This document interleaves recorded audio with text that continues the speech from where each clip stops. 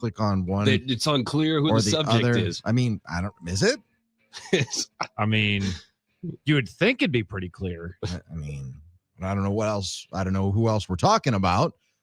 But well, you've been in many markets, Doug. You got a lot of followers in different places. Perhaps. I mean, maybe your Astros followers are confused. Right? Not many of those I still have. Yeah. Well, they exist. They may, perhaps. Yeah. The well-traveled man, Doug Russell. The answer is, according to 94%, by the way, you can find me on Twitter, or as the kids call it, X, whichever. I guess it's proper, whatever. I'm over-explaining again. You can find me just at Doug Russell. Very simple. You can vote. You can be one of the 1,031 views and hopefully more than the 215 people who've actually voted on it, which, again, I don't understand. 94% say the way they lost as opposed to that they lost. Because going into last night's Monday Night Football game, you had a feeling that the Packers, they had a tall task ahead of them. What you didn't anticipate was that the defense would play out of their minds, and they did, against a really good offense. Jalen Hurts is a good quarterback. Saquon Barkley ran for 2,000 yards last year. There are weapons all over the field. The Packers' offense was inept again last night. And if it were just a one-off, that would be one thing. But this offense is sputtering right now. And this offense is predictable right now. And this offense can't really get anything accomplished right now. They weren't even penalized much last night. They had 4 penalties. You can live with that. 4 penalties for, I think, 30 yards. I got the stat sheet here. Yeah, the timing of them, though, the timing was rough. Yeah, the timing. Yeah. 4 for 20. Yeah, you can live with that. 20 yards of penalty. Yeah, I think that's maybe their season low. Yeah, you can live with that.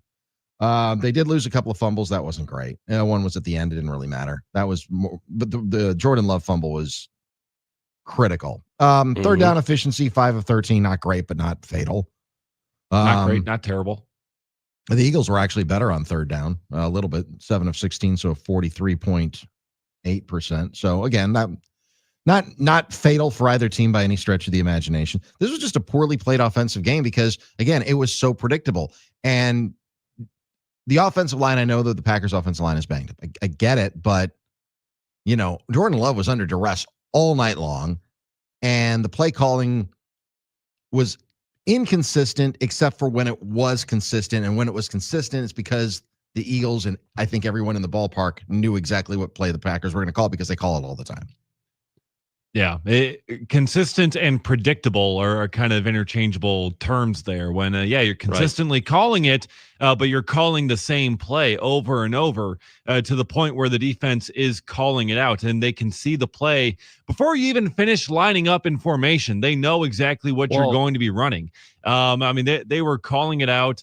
It's the equivalent to tipping pitches in baseball. I mean, if you got a hitter that knows a curveball is coming or knows a fastball is coming, or that it's going away, or that it's coming inside, if they know, they're going to be able to turn on it. They're going to be able to hit it and do some damage. It's the same kind of thing. If the defense knows what kind of play you're running and they can call it out before you even finish setting up, it's going to cause problems for you.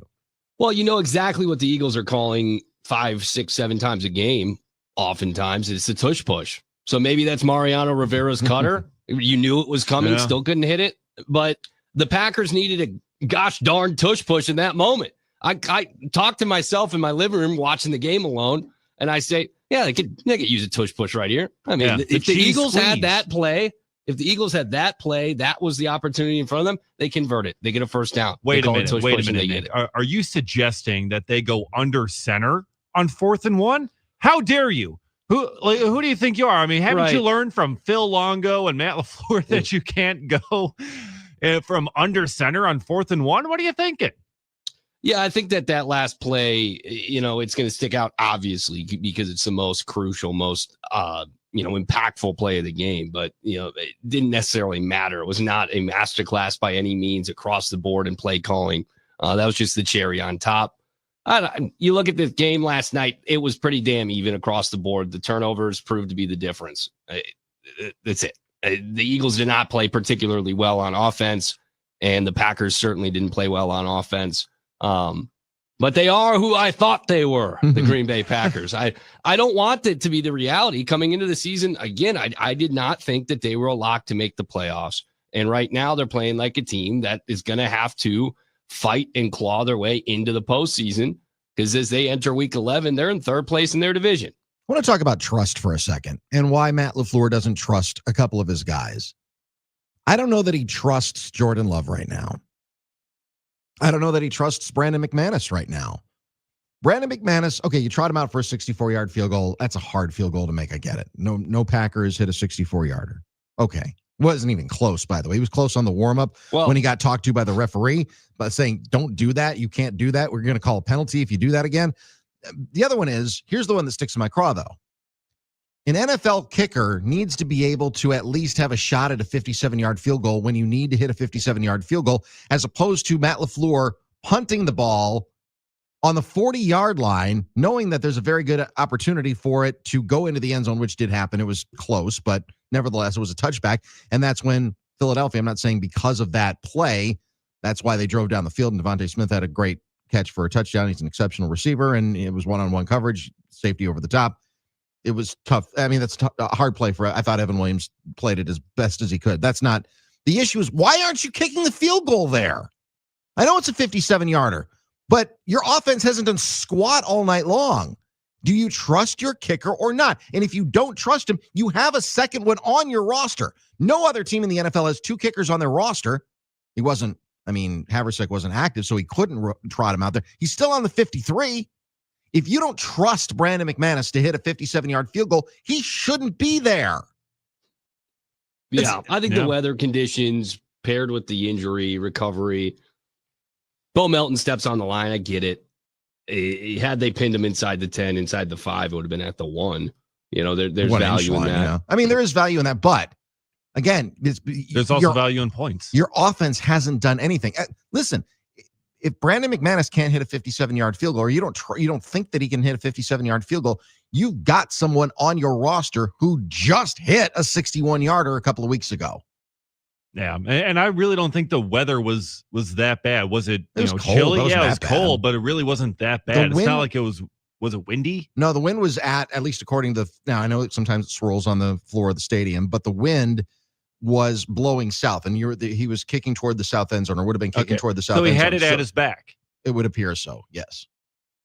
Then how about we kick? I'm with you, Doug. I mean, that's because I looked at the flag. I looked at the American flag in the north end zone, so it was on the other side of the field. It was at half staff because of either that or Vice President Cheney. Whichever. Doesn't matter. I mean, it does, but you know what I mean. It was at half staff. It was at half staff, yes. Or either Veterans Day, or do they put it at half staff for Veterans Day? Happy Veterans Day, by the way. But yeah. Either way. Either it was for Vice President Cheney or for Veterans Day. Or the Edmund Fitzgerald 50 years ago. Probably not. Probably not. Could have been. Probably could not. Have been. But it was blowing south, so it appeared as though he was with the wind. Yeah. So but I did note it. Right. Exactly. So you got the wind at your back there. And yeah, if the injury is enough where it's like, hey, he can go, but his distance is a little bit more limited because of it, maybe you keep him on IR. Maybe you keep him inactive until he can get that distance back, because he's hit. McManus has a career long of 61. He's had the ability to hit from that distance before. So yeah, not trusting him there, not trusting him then. I mean, this is what we were talking about with the kicking controversy all week. If it comes down to it, a missed field goal, or an opportunity for a field goal that you don't take because you're not comfortable with McManus, it's just further sign that you should have gone with Haversick. It's just going to be more of a point of contention with how Matt LaFleur is handling this kicking situation. Because you have the two kickers, no one else has that right now, and you have to find a way to just have the one going forward. And it seems like they're trying to push McManus, but he's not ready for it. Yeah, it's really hard to kick in the cold. I mean, I'm looking it up here, and the denser the air, right? If we want to get into the science of it, he's injured. His career long came a handful of seasons ago in 2021 with a 61-yarder. He hasn't hit a 57-yarder since he was that season. I I get the point. And then they go down the field and they score the touchdown, right? I mean, that was pre-touchdown having been given up by your defense. Yeah. I'm not even mad about the touchdown because if Philadelphia at some point was going to score with all the weapons that they have on offense, the guy who got the ball, won a Heisman Trophy a few years ago. He's not talentless. Yeah. No, he's not. They're an incredibly talented offense on paper, but they've been not good, right? Saquon has been probably a natural regression after what was a 2,000-yard, 340 touch season, I believe, last year, and then maybe counting the postseason closer to 400 touches. I mean, that's a lot of wear and tear on one body, shorter off season. I just look at last night. The fumble in the first half before the break is a backbreaker for the Packers. Love trying to do too much in the pocket, fumble recovery by the defense, go into the break tied. Philly comes out, punches you in the mouth with an 8-minute possession, puts points on the board with Jake Elliott. And you're fighting an uphill battle in a home crowd that was fighting to even stay fully into the game. One of our sales staff members, who's a Bears fan, so you got to take what he has to say with a little bit of a grain of salt in some ways. He was there and he said the energy was just terrible. I mean, people started checking out because nothing was happening. Offensively, nothing could get going. And that's what I get. Defense excites people, but what drives a crowd is offense. I'm sorry. I mean, no one gets as far excited for a defensive stop as they do for a big offensive play. I feel like you're okay with this loss, Nick.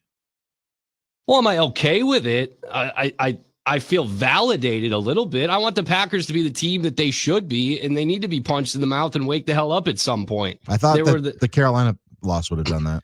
Well, I think that this is one of those where, for what it's worth, maybe they had put so many of their eggs into this basket for this Eagles game that maybe they looked past the Panthers. And prior to that, they had the Steelers. So maybe if they put all their eggs into the basket for this, I mean, how empty is their basket? I think this is an actual wake-up call. I think last week they look at it and they say, God, we just played down to our competition. Here's an opportunity to really prove ourselves because we are one of those teams. We are one of the best teams in the league, and we're going to show it at home against the Eagles in a primetime matchup. You only get 17 of these. Hey, man, I'm not the coach. They got to figure out what their damage is. I just look at this group and I say, what's going to be more impactful at the end of the day? A game against a team at which you are trying to kind of measure yourself against, and a game against a team that I think that they just know they're better than the Panthers and that they didn't play well. So I'm not upset with the fact that they lost to now a 7-2 team. Philadelphia is an exceptional football team, defending Super Bowl champions. It was that the opportunity to win this game was there, and that once again, they didn't capitalize on it. And you can't hold the head coach blameless because there are some very specific decisions that were made that could have altered the course of this game. Even with all of the injuries that they had, the opportunity was there. Look, if the Packers would have just gotten steamrolled 35 to, 14 or something like that, at least they would have put up a couple of scores. I don't know. But it's just the way that they lost. The defense played out of their minds against a very talented Eagles team. And yet the offense, the predictable play calling, the fact that Philadelphia is calling, like Dave was saying, and we'll hear it from Josh Jacobs coming up in a few minutes, the fact that Philadelphia was calling out the play when you needed to get a yard, the fact that they're going shotgun in 4th and 1, the fact that you don't trust your kicker. If you said well, Brandon McManus coming off an injury, maybe he's still injured, then he shouldn't be out there. You've got another guy. The fact that you don't trust him in, to kick a 57-yard field goal, to even attempt a 57-yard field goal when your offense has been completely inept the entire game. All of these things are adding up to, I'm not sure that Matt LaFleur, I think he's a good coach. I don't know that he's an exceptional play caller right now, because everything seems so predictable. And when, like I said, when the other team and everybody in the stadium knows what the most important play call of the game is going to be, that's a problem. Yeah, and maybe it's time to switch play callers. I mean, we saw the Lions this past week changing play callers, and I believe it was Campbell that took over, and they put up 44 points. So maybe that's something maybe that's a conversation that Matt LaFleur needs to have with Adam Stenavich. Maybe that's something that they need to figure out and see if that Brian Dable's available. Maybe he's a good offensive mind. I don't know that he was a great head coach, but at least somebody to come in and take a second look at it. Mike McCarthy's in town. Have Mike McCarthy, bring him in and ask his opinion. Remember when McCarthy, he gave up play calling for a little bit too, didn't he? Yeah, for like 2 minutes, and then no, he's like, no, I'm going to take this right back. At least, but get a fresh set of eyes on it is what I'm saying. Even if Matt LaFleur doesn't give up play calling duties, put a fresh set of eyes on it. And I don't mean Adam Stenovich. And I made this point last week. You look at Mike Holmgren's first staff in Green Bay, and there are, I think, 6 future NFL head coaches, including Andy Reid, including John Gruden, including Steve Mariucci. Dick Duran was on that staff. I think that Jeff Hafley is a future NFL head coach. I don't think anybody else on this staff is. And when you're talking about coaching talent, everyone knew the track that Andy Reid was going to be on. Everyone knew the track. I mean, Ray Rhodes was on his first staff. Ray Rhodes was a future NFL coach of the year with the Philadelphia Eagles. I look at this staff and I'm like, I see Hafley. I don't know that I see anyone else. And I don't know if that's by design. I don't know. I'm struggling with this, but I see a lack of fresh, just a fresh approach. Just get somebody else to look at it. That's one of the reasons that he brought in, for example, Robert Saleh last year to kind of take a fresh look at Do you get on the phone with Brian Dable? Yeah, that's what I'm saying. Yes. Mm-hmm. Sure. Bring him in. Especially this week with the Giants. I mean, the Giants suck. They're terrible. Yeah, what are you going to do? Yeah. But he's going to scout his old group. That's a good point. But he was a huge part in New England for a while. And then obviously with Josh Allen, then he gets the job as the head coach in New York. And Jackson Dort has looked certainly good enough this year. That's an interesting point. Like Dave points out, the play calling changes in Detroit. I mean, you had 2 guys that you trusted could do that job. I don't know who the hell is next up in Green Bay. Like, who do you even look to as a guy that you'd say, yeah, that's a future offensive coordinator elsewhere? Is Adam Stenovich even capable of calling plays? He calls plays in the preseason, for what it's worth. I mean, so he has done it. Sure. So I mean, he's that guy. I mean, he is the dude you'd lean on. Yeah, but he's calling it for Israel Abanikanda and Amar Johnson and all those other guys. Tom Clements out of retirement. I don't know. I don't think Tom's coming back. Probably not. I mean, I don't know that Sean Mannion's very early in his coaching career, but I don't know if he's a future offensive coordinator. I mean, he was a player just a couple of years ago. I don't know. It's a question that I think is fair to ask, though, honestly. Yeah, definitely now. I mean, even Schneidman leaned into it. He put out a piece about LaFleur potentially coaching for his job now. And that felt like something that people would not even exercise in the preseason. Wouldn't even think that it's a possibility. And now it's like he may lose his job.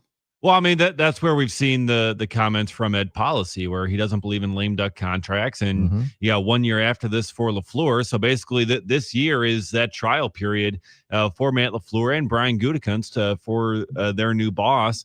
And Gutekunst has done his part in order to put together a really strong caliber roster. But Matt LaFleur, I mean, has he done his? I mean, this is Ed Policy's look at him for 1 year here as the head coach. And if it goes sideways, I mean, if you have more of the games like this where the play calling is predictable, where you have those wasted opportunities, wasted moments to get wins, I mean, what's Ed Policy supposed to look at? But here's the thing about Ed. It's not like he's new. He's been with the organization for 13 years. He's familiar with, he knows where the bodies are buried there. So he's formed an opinion. Yeah. Because we've had 7 years now to go on for Matt LaFleur. And still 7 years in, we're still seeing these issues pop up. Yeah, and Goody. I mean, Goody is in a position of far more comfortability, certainly in comparison to LaFleur. But I would think Aaron Banks has not been worth the squeeze. No, not yet. Nate Hobbs has been not good. You make a giant swing in the first round on Matthew Golden, and the jury is absolutely still out. He could be a star, and he was unavailable last night. Maybe he's a difference. But, I mean, some of the most significant moves from this past offseason have not been fruitful. And then there's Parsons, which is a debate that people are going to have for days and days and days until he has another monster performance. He did not perform to a level of great notability last night. Very effective. Huge part as to why Philly couldn't get anything going. But they don't have the counting stats. He didn't get the sack. And then last week, 0 pressures. against the Carolina front that had 3 backup offensive linemen, and he had never had a performance without pressure. So there's a little bit of pressure on Goody now, I would argue, as well, because, I mean, you drafted Jordan Love. Love deserved the contract he got. And, as you'll hear later in Bruiser's Bites, some of those, I think, talking heads on the national scale are not tooting the horn of Jordan Love today. Not big fans. 2 weeks ago, they were ready to put him in Canton. So, I mean, that's the thing. Take that all with a grain of salt. The NickLaylaw.com talking text line is open to you, 877-794-1973. We'll play back Matt LaFleur's comments from last night, take a spin around the talking text line as well. You can find me on my Twitter or X, whichever you prefer, poll. The question is it that they lost or the way they lost? We're up to 229 votes, though. So there we go. I mean, I voted, Doug. I went and voted.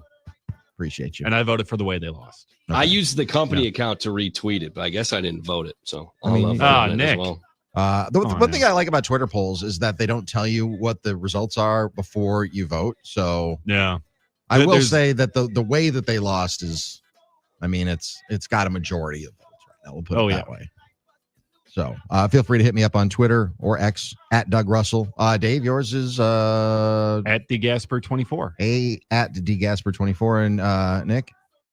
Twitter? At Nick Brusewitz. That's Brusewitz, BRUESEWITZ. Thank you. Because sometimes the sports director forgets how to spell it too. It's okay. I was fortunate enough to get my actual name on X, and every time I think about changing it, people always tell me, don't do that. No, don't do that. You don't get your own name always. It's true. You don't. There was one guy who was squatting on mine. So I said, hey, if you're not going to use it, can I just have it? That's how I got it.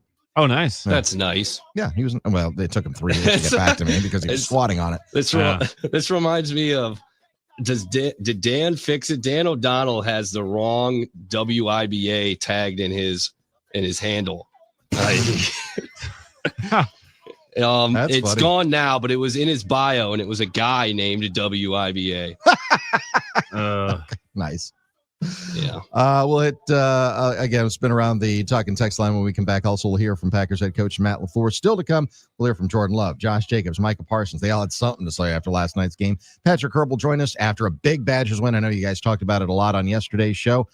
So he'll join us coming up at about 12:35 or so. And Nico Harrison, we hardly knew ya.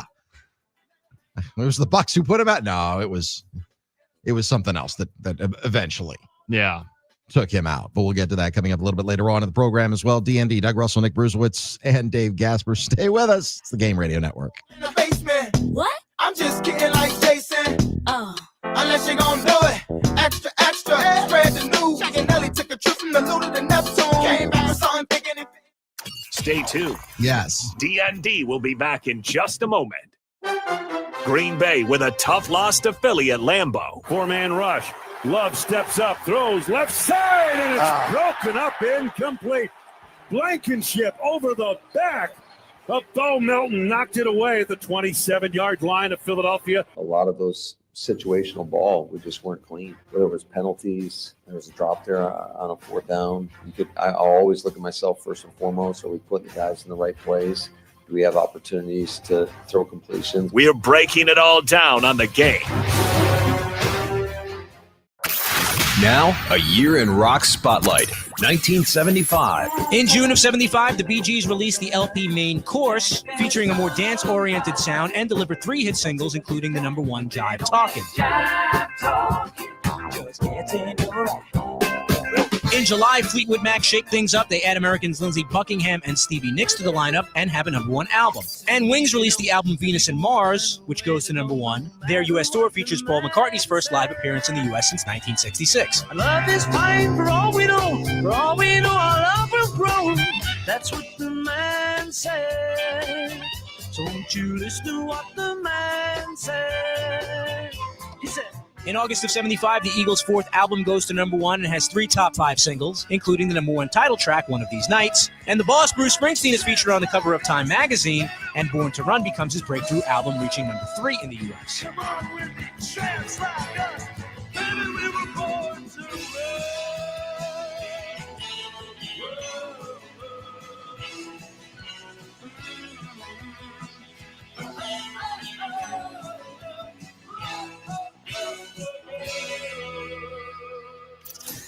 Keep listening to iHeartRadio for more from 1975. Coming up. If you missed D.N.D, you missed out on this. Paul Brettel joining us from ESPN Lacrosse, the Wisconsin State Journal, and NBC 26 on the Packers beat. What's been your assessment through the first half of Matthew Golden's rookie season? Yeah, it's obviously been a mixed bag, right? I think not just looking beyond the production for him, I think when a lot of those receptions have happened are critical and illustrate where he's at in the offense in terms of understanding and also his trust with Jordan Love. I mean, there was that big fourth down play he had in overtime against Dallas. He's had several big third down receptions throughout the season as well. So I think when the production comes, I think speaks quite a bit to where he's at in the offense. And like I said, that rapport with Jordan Love. And in terms of getting him involved more, right, more regular opportunities, that's so much of that. And the coaches have, LaFleur, Adam Stanovich, Jason Vrabel have all talked about this. So much of it is game plan and matchup oriented. There was this one play against Arizona where Golden caught the crosser and then he ran out of bounds, and it was the one where he ran into the police officer on the sidelines, I believe it was. Vrabel said they dialed that play up for him 3 other times in that game, but because of how Arizona was guarding him or defending that play as a whole, it didn't make sense for Jordan Love to throw the ball there.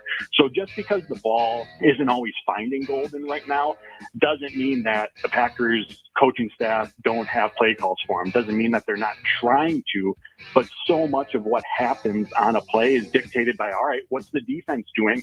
And one of the things that Jordan Love does do a really good job of is taking what's there, right? All right, what's the defense doing and who's open, regardless of who it is. Could be Christian Watson, could be Malik Heath. The ball most times is going to go to who the open player is. So there definitely is an effort to get him the ball. And I do think with Tucker Kraft being out, and as the Packers look to find ways to recreate that yards after the catch ability that Kraft brought to this offense, I think you're going to look outside the tight end position a bit for some of those opportunities, and getting Golden the ball on shallow crossers, a slant, quick screens, finding ways to get him the ball in space can help recreate that element. And then I think that'll also double as a way to get him more involved as well. Listen to Doug, Nick, and Dave every weekday from 10 to 2 right here on The Game.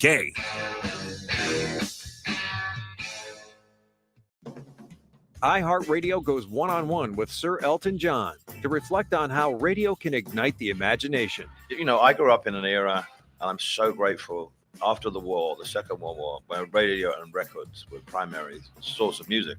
But for me, listening to a play or listening to the radio and hear someone talk and reading a story, you had to use your imagination, like you do when you read a book. You read a novel and you read a story and you imagine what's going on. And your imagination is the most valuable asset you will possibly have. Keep listening to iHeartRadio for more Elton John and all your favorite artists.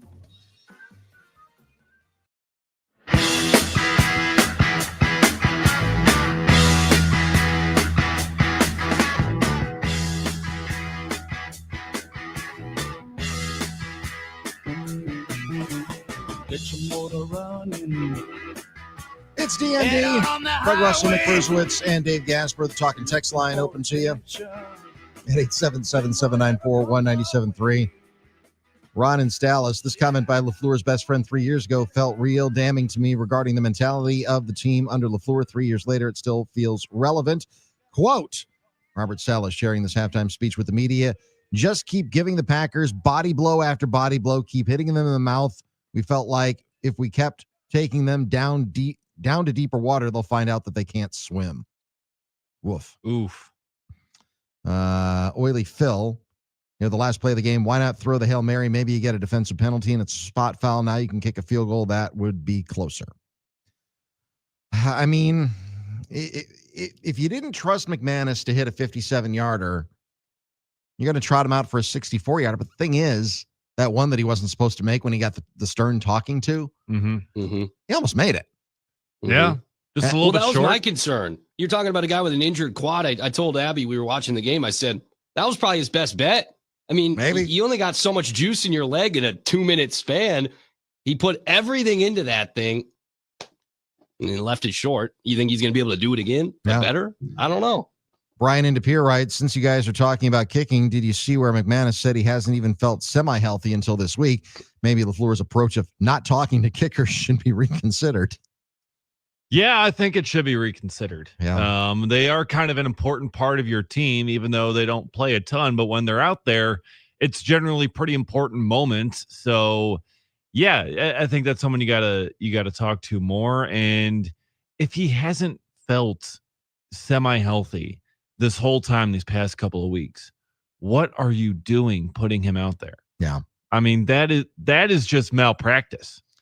Tommy in West Dallas writes, it's kind of hard to gauge because even when there wasn't pressure, Love looked so shook that he was ducking phantom pass rushers. He has happy feet, and if his first read is not there, unlike most quarterbacks, and by most I mean all, he doesn't step in the pocket and turns and runs backwards like a Pop Warner quarterback. There are times he locks onto his first read. I saw that a couple of times last night. Yeah. And when you lock onto your first read, oftentimes you've got somebody who's broken free.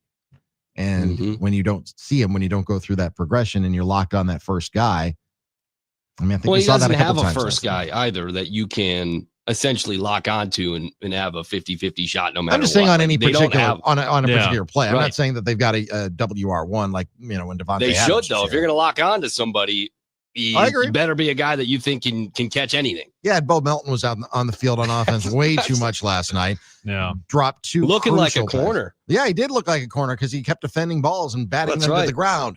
That's right. Which is not Using the his job of a hands wide to receiver. deflect them. Yeah. It's bad. It's bad right now. They're very thin at wide receiver. Dobbs goes down last night too. It's you got to beat the Giants. Well, Bo Melton, I don't know, is the answer. No, it can't be. He can't be. I mean, and then you saw McCole Hardman, who wasn't the answer and wouldn't have been anyway. Now he's with the Bills practice squad. Yeah. You got to find someone with experience and ability. If you're on the practice squad, you can get him back. If you sign him, That to the is active true. roster. Yeah. That is true. So if they need him back, they can get him back. Give me McCole back. Okay. Yeah, I'm just saying. I mean, I'm not saying if it's McCole. I'm just saying that they're hear thin you. at that position, and I think Dontavian Wicks had some good moments. He played well. Yeah. I thought Wicks and Watson played well. Watson said, he should have caught that one That in hit the off his first helmet. half. Yes. Yeah. That hit him in the helmet. Clearly, he was trying to ensure that there wasn't an interception, but he had the better crack at the ball than the corner did. But Watson he made some contested catches. He ran some strong routes. We can hash out. They were talking about it on Carry the G just now before we took over. They were talking about, someone had texted in, I think his name was Matt, that Love should have led Watson towards the sideline. And they were trying to figure out in what that was reference to. That was in reference, in my opinion, to that last possession of the game. Love took a deep shot. He led Watson up the field. He had beaten DeJean to the boundary. Instead, he led him up the field, and there was an incompletion with about 20 seconds left in the game. I mean, Watson has been really good since he returned. If there's credit to be given to anybody, he's looked really strong. No rust. No rust, but they need to use him more, though, too. They need to, he wasn't, I think he was only targeted 4 times last night. And that's kind of been his career, right? I mean, I think that's been what his role has been. I mean, last year when we had a handful of touchdowns, but he did not have a ton of catches. And that was kind of like where they had played him. Right. But at this point, when, other guys are down, I mean, No, right now, he's your top wide receiver. Yeah. He had 4 targets, 2 catches on 4 targets. Yeah. And led the team 45 yards. Yeah. So he's got to get more involved in the pass game as well. All right. Let's hear from the head coach, Matt LaFleur, your head coach / offensive play caller. This was his news conference after the game, in case you missed it. I was proud of our guys' effort. I thought they battled for 4 quarters. We knew it was going to be a 4-quarter fist fight, and I thought our defense was outstanding. And unfortunately, just too many mistakes offensively to overcome it. And I've said this many times: you hold good football teams to 10 points, you should win the football game, in my opinion. But obviously, didn't do enough offensively, and we got a short week. Can't feel sorry for ourselves. We got to figure it out and come back and be better. Matt, what did you want to do offensively going into this game? Where did you think you could? Well, we wanted to try to establish the run game and try to build off of that. I thought there was some moments where we did a decent job. but ultimately it wasn't enough. It seemed to me that when we got in some of those critical moments, it wasn't necessarily the first and second down. It was more the money down, like third down, fourth down, where we just malfunctioned. You're fine with Jordan trying to throw the ball away there on the fumble, so he doesn't take the sack to push you out of field goal range. Yeah, I mean, I got to go back and see it. However, the guy's battling, so it's not for a lack of effort. Obviously, you'd rather take a sack than fumble the ball, but I know he's trying to get rid of the football and do everything in his power, and it is what it is. On the second last series, after Love must get for 9 yards, you had 4th and 1. Did you consider calling a timeout there? We did, but we also were trying to preserve as much time as possible. I mean, shoot, we had a chance at the end of the game right there. Took a shot. Unfortunately, came up. It was incomplete to Christian down the field. But yeah, that definitely crossed my mind. I just thought 4th and a half a yard or whatever it was, 4th and a yard. You got to be able to convert in those situations. We'd done it earlier in the game and just didn't get it done. And that's extremely disappointing. What's in the big picture? What's gone wrong offensively? I mean, you guys scored a lot of points in a lot of games to start the season. The last few games. Yeah, it's been very, very choppy, I would say, as of late. So it's mid-season. I'm sure you would like your guys to be ascending too. Why has it gone the wrong direction? That's a great question, Bill. I don't think I'd be answering the question if I had the answers for it. I think when you look at it, like I mentioned, just a lot of those situational ball, we just weren't clean and had, whether it was penalties, there was a drop there on a 4th down. I always look at myself first and foremost. Are we putting the guys in the right plays? Do we have opportunities to throw completions? I don't think it was. They played soft zone the majority of the game. I would say in the second half they started to man us up a little bit more, and they're just kind of waiting for you to mess up. And unfortunately, we messed up way too many times. You played Melton quite a bit. Has Heath not been practicing well, or what did you like about having Melton out there ahead of him most of the night? No, it wasn't necessarily that at all. It was just, just how are you going to use your receivers in certain situations? Bo is a guy that we've used to take the top off quite a bit. And it just, I would say there was a lot of guys kind of in and out of the lineup. I mean, obviously we've been, had a few injuries at that position, and it was kind of a free for all. I would say the majority of that second half of who was in, who was out. We're running some deeper development stuff to try to open up, that mid-range passing game where we thought we could take advantage of. And it was somewhat successful at times, but yeah, I would just say it's a byproduct of just guys. Rome goes down. And you just have different guys running in and out of the lineup, and just how you're using those guys. What happened to Dobbs?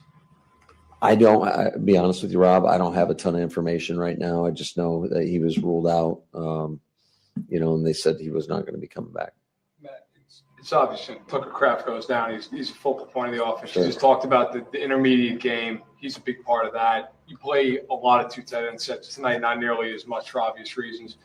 How do you, as a play caller, have to adjust, not only that he's not there and the production he brings, but also just going to different personnel packages and how that affects the way you I think that's something that obviously we're struggling with finding the right solutions right now. So we got to take a long, hard look at that and come up with a better plan. Bottom line, you score 7 points in this league, you're probably not going to win many games. So that's give them a lot of credit. I thought they did an outstanding job. That's a good defense. They got really good players over there. I think Vic Fangio, you guys know how I feel about him. But ultimately, we have to do a much better job, and it always starts with myself. I understand you guys are 5-3-1, still have a Sure. playoff spot right now, and you're going to say you're always coaching for your job, but you don't have a long-term extension. With the way things have gone this season, do you think you're coaching for your job? I'm not.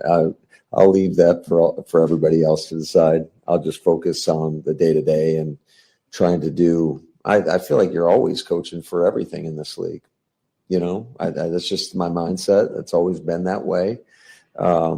You can't ever exhale. You got to always be pushing, and that's just my mindset. So, and that will be my mindset until they tell me not to coach anymore. And how much does Bo get work on offense versus defense in practice? And did you and Goody talk about elevating Shepard or Nayor? Yeah, that was certainly all that was in part of the discussion. But this week we thought it was best for us. I mean, Bo hasn't played a ton on defense. We thought we could use the speed element that he possesses to help open some things up offensively. I'm just wondering because I think you could say he had the drop and then he aligns and gets that penalty. Looked like he kind of found his footing after that, but is that tough to put a guy? Yeah, absolutely. That's not easy. I commend his effort, man. That guy he's 100% wired the right way. I'm not at all disappointed with his play. It's not an easy thing to do what he was asked to do. So we certainly appreciate just what he does for this football team. He is a team first guy that brings great energy every day. I love Bo Milton.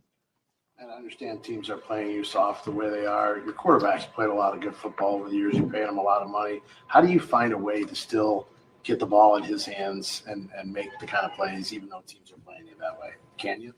Yeah, I mean, I think we gotta. There's a lot that goes into that in regards to how we hit certain concepts down the field and how we're getting guys in the right spots, as well as being able to protect. I do think one thing that could help us immensely is we've got to get back in. If the running game, not that I thought it was solid tonight. It was effective. But the more you can keep teams off balance, if you're really humming, that alleviates a lot of stress on your offense. And that's an area that, I mean, every area we got to be a lot better in. You mentioned the run game. Josh Jacobs last year had a huge year, and this year he's had some good games. He's had some games that the running game hasn't gotten probably the way you want it to go. There's just specific moments like, you get a first down and then you hand the ball off and you get hit in the backfield. That's not on Josh Jacobs. You lose 4 yards right there. You're in 2nd and 14. Now you're get back on track situation. So I just think the consistency at which we do things, we just can't have some of these plays where you're losing that you might as well throw the ball and get sacked. I mean, it's just the reality of it. You guys obviously started the season with some really high hopes, especially after getting Micah. How's the locker room? Can you keep them together? Is there any? Yeah, I'm not worried about that. We've got the right guys in the locker room. I'm absolutely not at all concerned about that. We just have to find a way to win a football game, and we got to start by playing really good complementary football, which unfortunately we haven't done. And I feel like we've wasted a few performances. Really, championship level defensive performances, and haven't been able to score enough points. Yeah, I would agree with that assessment. They have squandered a couple of opportunities and some really great defensive performances. And again, the schedule gets easier this week, but then you've got Minnesota, Detroit, Chicago in back-to-back weeks, right? So and then at Denver. Denver. Maybe the best defense in the NFL. Maybe. So they've got some work to do. And I think that fresh eyes are what needs to take place. They just take another look at it. Mike McCarthy, you're in town. Just what are you seeing? I'm not saying hire him. I'm just saying, what do you see? Nate here? Hackett, you've got no job. Might as well. Well, what do you see, Mike Shane Waldron? They'll bring in all the guys who have been fired. Yeah. Mike McCarthy has won Ben a Super McAdoo? Bowl. Mike McCarthy is in town and has won a Super Bowl. Okay. Matt Patricia. Well, he's employed by somebody else. Well, yeah, but I mean, he might want to dabble back into play calling like he did in New England for a year. I'm just saying, if you've got guys that are available to you, seems like Mac is welcome back into the family, right? Right. What do you see? What are you looking at? When you look at this? Yeah. You're a highly collection? successful NFL head coach. Well, I mean, he's got a Super Bowl ring. How many head coaches have one? Well, the Packers saw one last night that has a Super. Never mind. They have, yeah. Keep them coming on the talk and text line, 877-794-1973. Still to come in the show, we will hear from Jordan Love. We'll hear from Josh Jacobs. We'll hear from Micah Parsons. They all had something to say after last night's loss as well, 10-7 to the Super Bowl champion Philadelphia Eagles. Also, Patrick Herb is going to join us, and you guys had a chance yesterday, and I haven't had a chance to revisit it all, but what a performance from the Wisconsin Badgers defense on Saturday night, and the fact that they beat a ranked team, pressure release valve, stop the losing skid. Yeah, they stormed the field. You know what? It's been a long year. The kids needed to storm the field. All that and more coming up. Stay with us. It's D&D, Doug, Nick, and Dave on the game.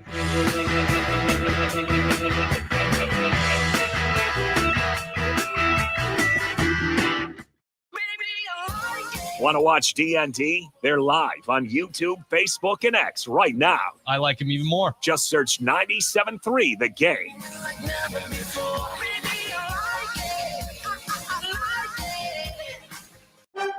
The Packers fall at home to the Eagles on Monday Night Football. We're not getting any consistency right now. We're not getting into a rhythm. We'll have a good play here, and then it kind of we'll have a negative play, whether it's a turnover, penalty, drop, sack. It's a lot of things. So it's just finding ways to keep the positive plays going and avoid these negative plays that we're getting. But I think we're just kind of shooting ourselves in the foot right now and getting in the funk of, having some good plays and then not building off them properly and, having a play that might hurt the drive and we can't overcome it. We're reacting to the loss all day on the game. Now, a year in rock spotlight from 1977.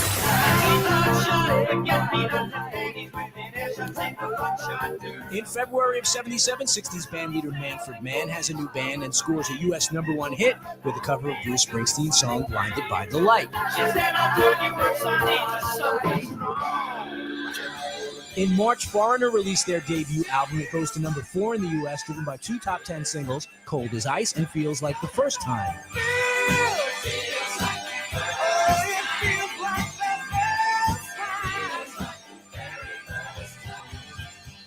Philadelphia blue-eyed soul duo Hall & Oates have their first U.S. #1 with Rich Girl from their 5th album, Bigger Than the Both of Us.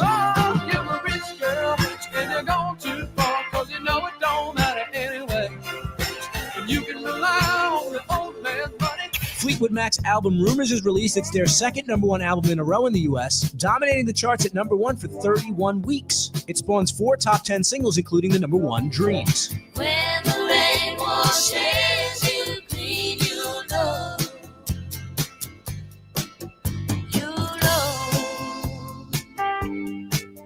Keep listening to iHeartRadio for more from 1977. Coming up. Now, a year in rock spotlight. 1971. The Doors released their 6th and final studio album, L.A. Woman, while Paul McCartney releases his 2nd solo album, Ram, which goes to #1 UK and #2 US. The album includes several jibes at John Lennon and the #1 single, Uncle Albert Admiral Halsey.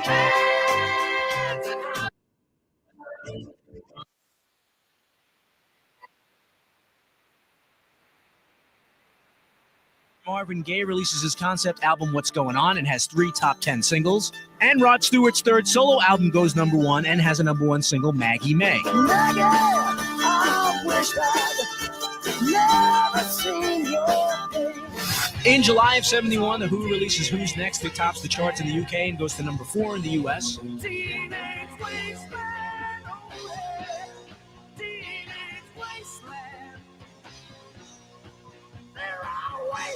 The Allman Brothers released their breakthrough live double album at Fillmore East. And in August, the concert for Bangladesh, organized by George Harrison and Ravi Shankar, is held in New York City. In addition to the organizers, Eric Clapton, Bob Dylan, Badfinger, Leon Russell, and Billy Preston appear. Feel my guitar gently. Keep listening to iHeartRadio for more from 1971. Coming up. Now, a year in rock spotlight, 1967. Van Morrison, formerly of the band Them, has a #10 hit as a solo artist with Brown Eyed Girl.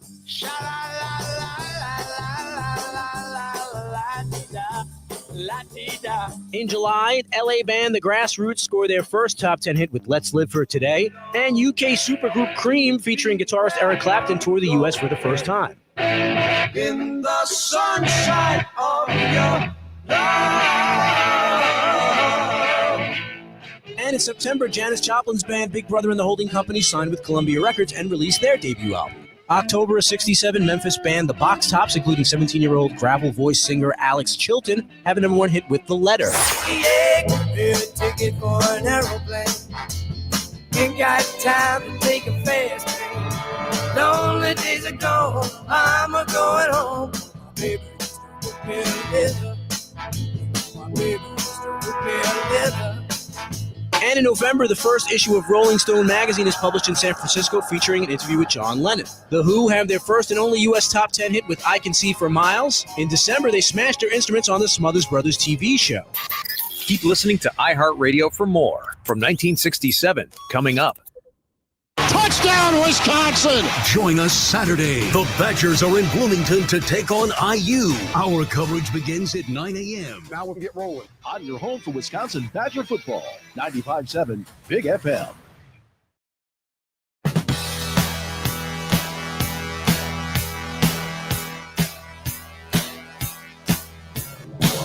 I got good news. We are going to, the three of us, pool our money together and come up with the $3.7 million for Aaron Rodgers' house in Hobart. So we'll have a place to stay in Green Bay. Let's go. We're going to put an offer in later on today. I'm looking on the. I got $20. Great. All right, Nick, we're almost there. Going to need about 3.6 from you. We're only one parlay away, boys. Yeah, That's there all we I have go. to say. It is a really nice house. I know we tried to sell it to Micah Parsons, but it's got about a 5-car garage, nice lawn out back. He's got a fire pit out back. He's got an outdoor kind of a sport court kind of thing that has a basketball configuration and a pickleball configuration. All right. So a lot of rich mahogany. So All right. It's very smells of rich mahogany. It does smell of rich mahogany. That's how he weakened that Achilles, by playing pickleball. I don't know. Perhaps. Pickleball has been leading to a lot of lower leg injuries, whether that's ankle, Achilles, knee. Here's the problem with pickleball. When it got mainstream, because it used to be an old person sport, because my parents down in Florida at their retirement community, because when you live in Wisconsin, you reach a certain age and you have to move to Florida because that's the law. Yep. That's for old people. And then when young people started playing pickleball, that's when it got crazy. Oh, yeah. That's when we lost the narrative.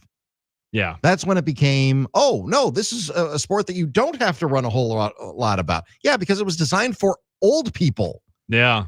My dad's 85. He plays pickle. You know why? Because he's 85, and that's what you do. Yeah. Well, now, depending on how you play, about you could be having them run back and forth, depending on how competitive you want to be. We only got a couple of seconds here, boys, so we got to talk more about this on the other side. So we got pickleball and more coming up next on D.N.D. All right, stay with us. Hour number 2 coming up. You are listening to D.N.D. with Doug, Nick, and Dave. This pains me to say this, but Dave's right. Hey, why does that pain you to say? I'm right quite a bit, I think. Middays here on the game. Green Bay with a tough loss to Philly at Lambeau. Yeah, it's tough. Like I said before, it's disappointing. It's frustrating. You feel like as the offense, you're letting the defense down because they're doing such a great job. Obviously, it's a really good offense over there, and they stopped them for the majority of the game. And we just didn't find ways to score, and it's just not good enough. So it's definitely frustrating, but we'll find ways to overcome this and to be better for sure. We're breaking it all down on the game. iHeartRadio. Here are the top Eagles songs that you thumbed up. Number 3, Life in the Fast Lane. He was too tired to make it. She was too tired to fight about it. Life in the fast lane surely make you lose your mind. Life in the fast lane. Life in the fast lane. Everything all the time. Number 2, Take It Easy. Take it easy. Take it easy. Don't let the sound of your own wheels make you crazy. Come on, baby. Don't say nay. Number 1, Hotel California. There were voices down the corridor.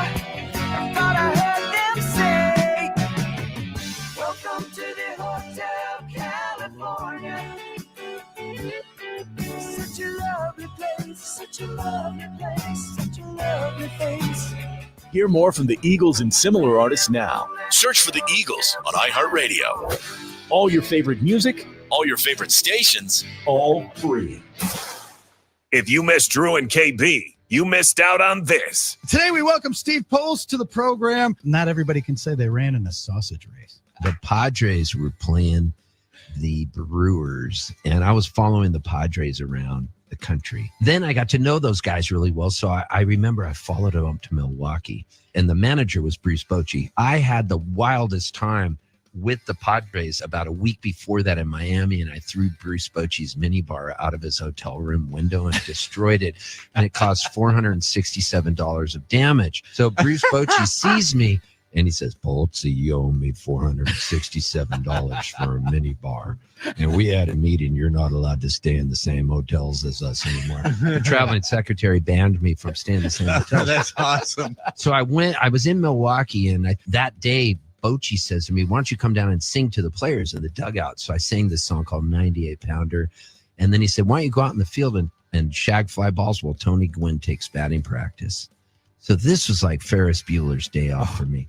I went out and I'm sitting there, and these security guards come up to me. They go, are you Steve Poltz? And I go, yeah. And they go, oh, they want you to come sit by Jerry Coleman while he calls the game. And Jerry Coleman was the voice of the Padres. And Jerry Coleman, legendary guy, managed the Padres a little bit and then became the voice of the Padres.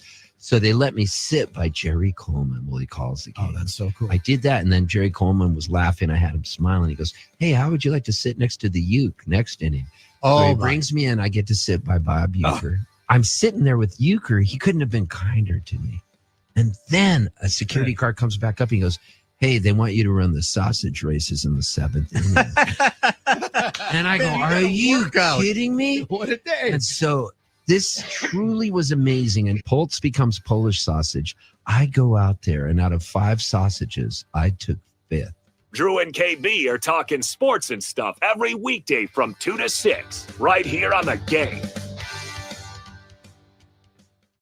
iHeartRadio goes one-on-one with Peter Gabriel to reflect on the WOMAD Festival's evolution. We initially started this WOMAD Festival in 1980. The first one was 82, and it was very naive enthusiasm for some of these strange and wonderful things we were hearing. And as a failed drummer, I was hearing grooves that I fell in love with, which seemed a lot more alive than what I was hearing on the radio.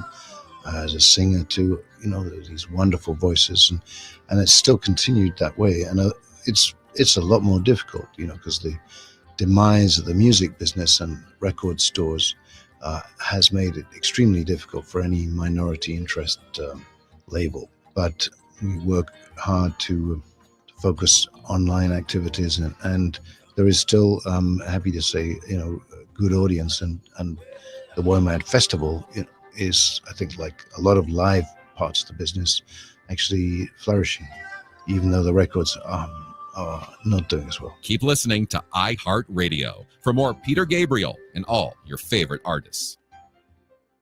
Your attention, please. We are The Game and the home of D.N.D. with Doug, Nick, and Dave.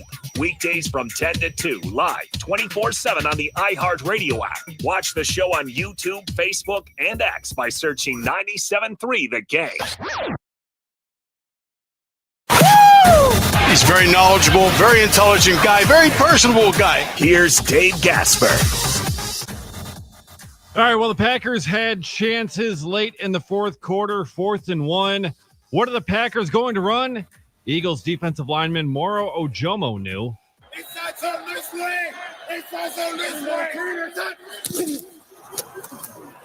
It's Jacobs. Flag flies. Jacobs is brought down. Sure enough, it was an inside zone that way, and Josh Jacobs brought down behind the line of scrimmage and ends up fumbling the ball. It didn't matter because it was 4th down anyways, and it was going to be Eagles' ball. But, yeah, very predictable. But another winnable game lost for the Packers. Matt LaFleur was asked about potentially being on the hot seat and coaching for his job. I'll leave that for everybody else to decide. I'll just focus on the day-to-day and trying to do. I feel like you're always coaching for everything in this league. That's just my mindset. It's always been that way. You can't ever exhale. You got to always be pushing, and that's just my mindset. So, and that will be my mindset until they tell me not to coach anymore. So if your mindset's always to be pushing, why are you running a shotgun run on 4th and 1? Don't know.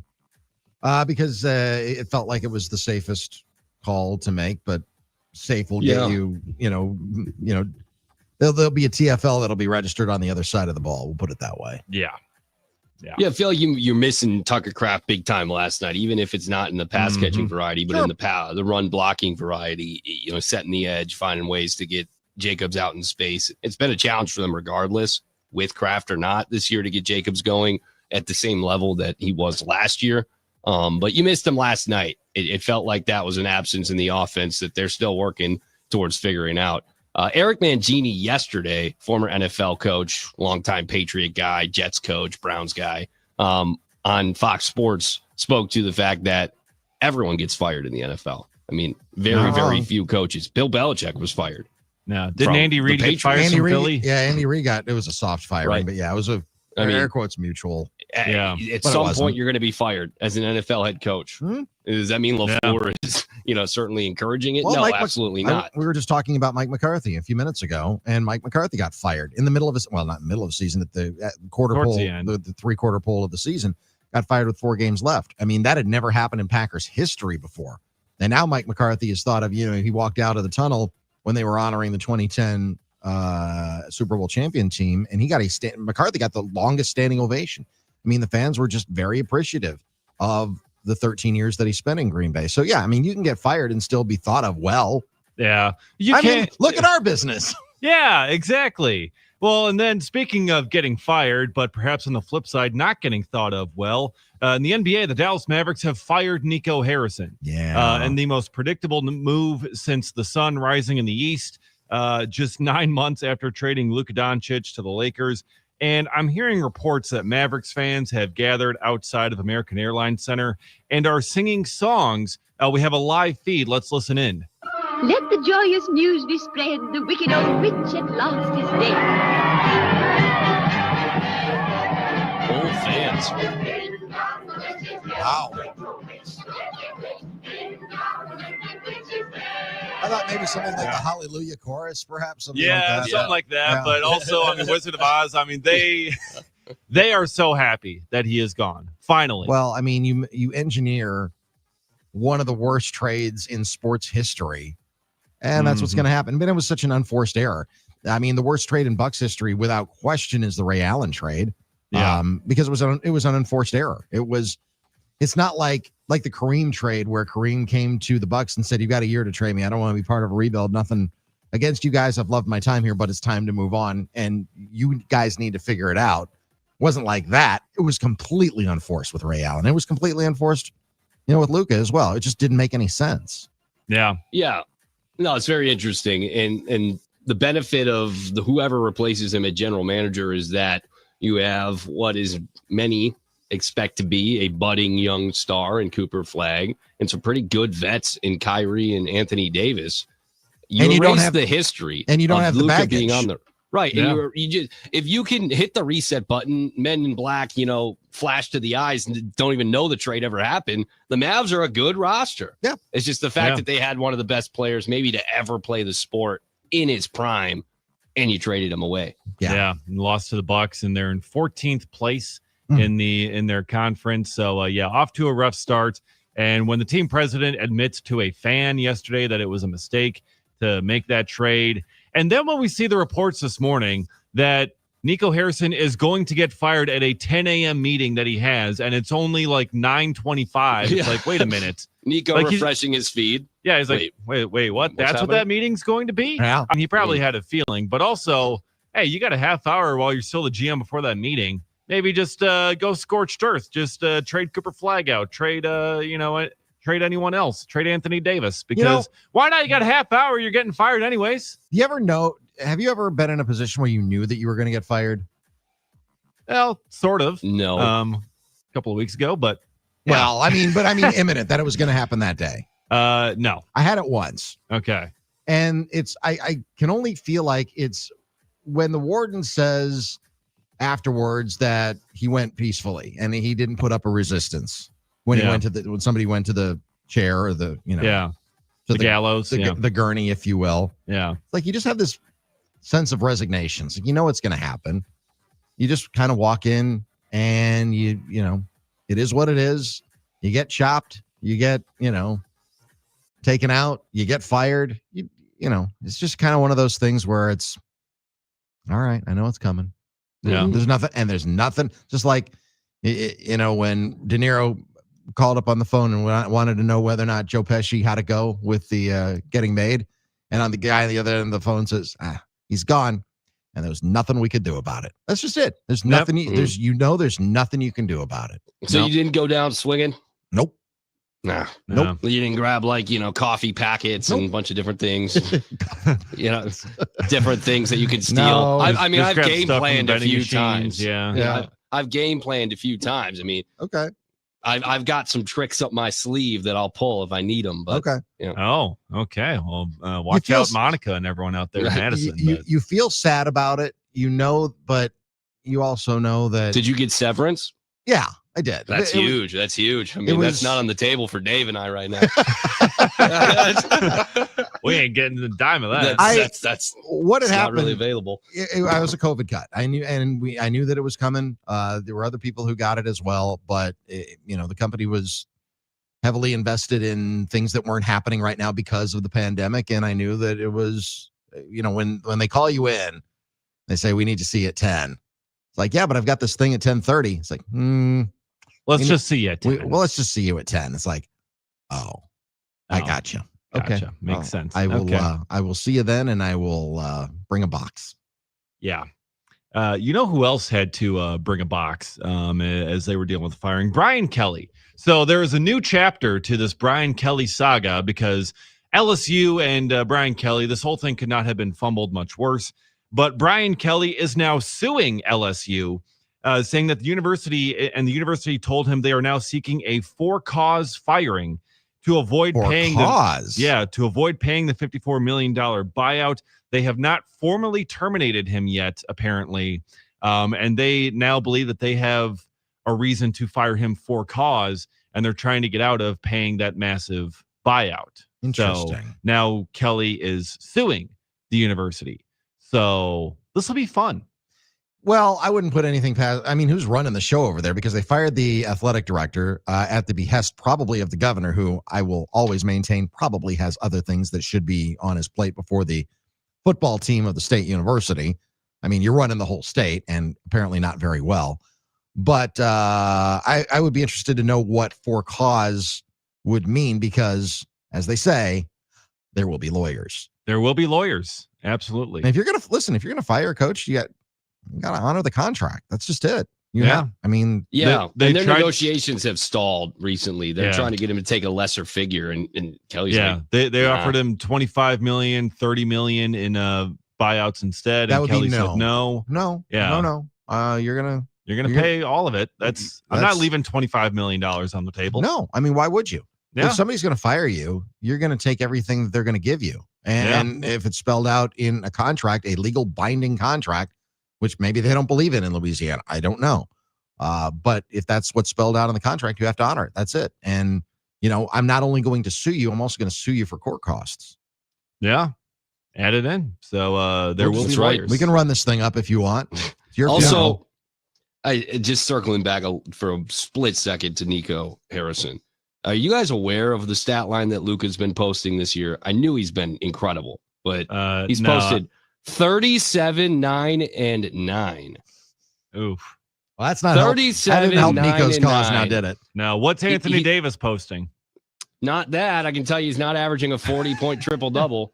It's been exceptional. There have been some conversations about how the hell the Lakers are going to be able to gel when LeBron comes back and you kind of take the ball out of Luka's hands on occasion. No.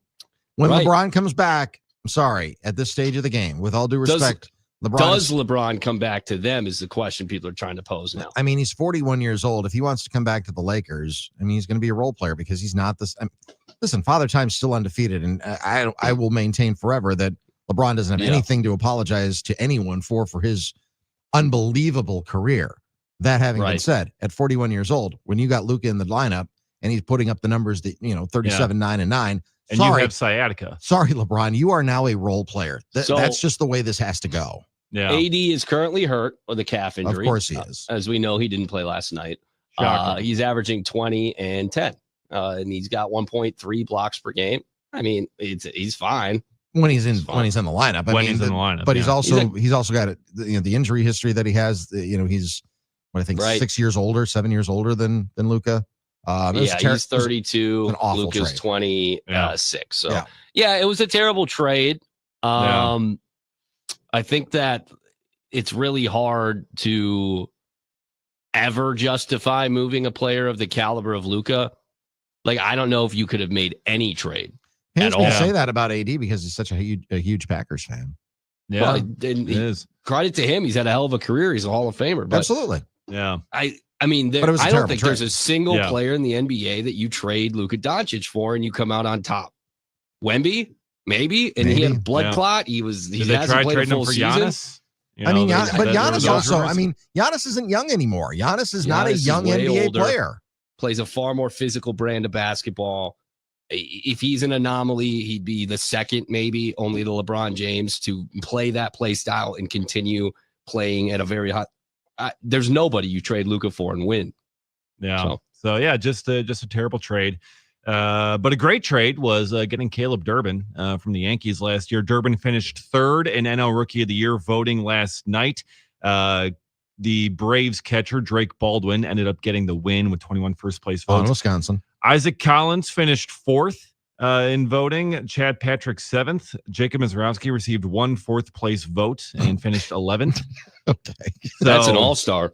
Yeah, but 4 players on the Brewers getting Rookie of the Year votes. And Nick Kurtz wins in the American League unanimously. Tonight, Manager of the Year awards. Rob Thompson for the Phillies, Terry Francona for the Reds, and Pat Murphy for the Brewers are the 3 finalists.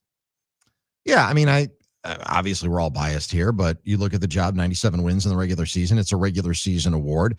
I think Pat Murphy should be the front runner. I know it's hard in back-to-back years. That usually doesn't happen. Terry Francona, who's had an incredible career, thought he did a really good job with the Reds this year. They got to the postseason. I believe Bobby Cox is the only one ever in the National League to win consecutive, and that was in the early 2000s.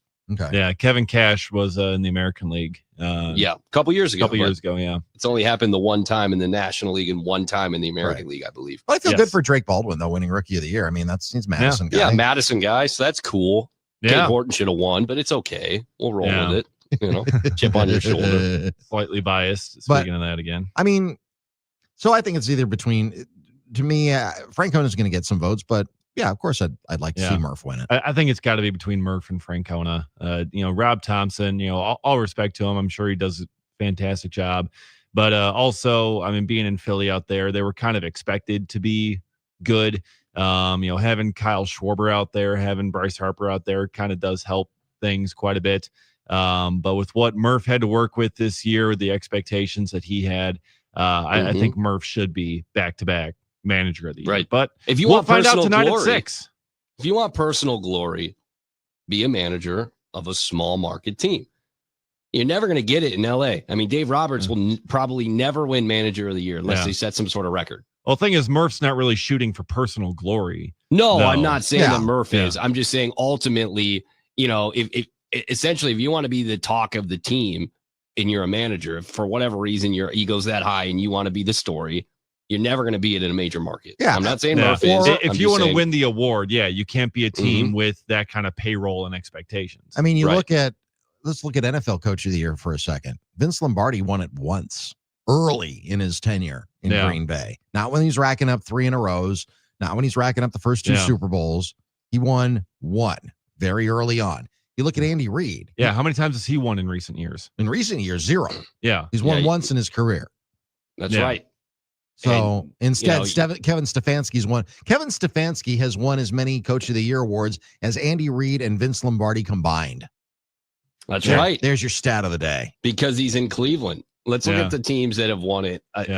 Cleveland does anything mildly decent. Oh my goodness, Coach of the Year. So Kevin O'Connell won it last year. I think that's deserved. 14-3. Yeah, absolutely. With Sam Darnold. No, Stefanski, Dable, Mike Vrabel, Stefanski, and Vrabel got fired. Harbaugh, Nagy, McVay, Jason Garrett, Ron Rivera, Bruce Arians.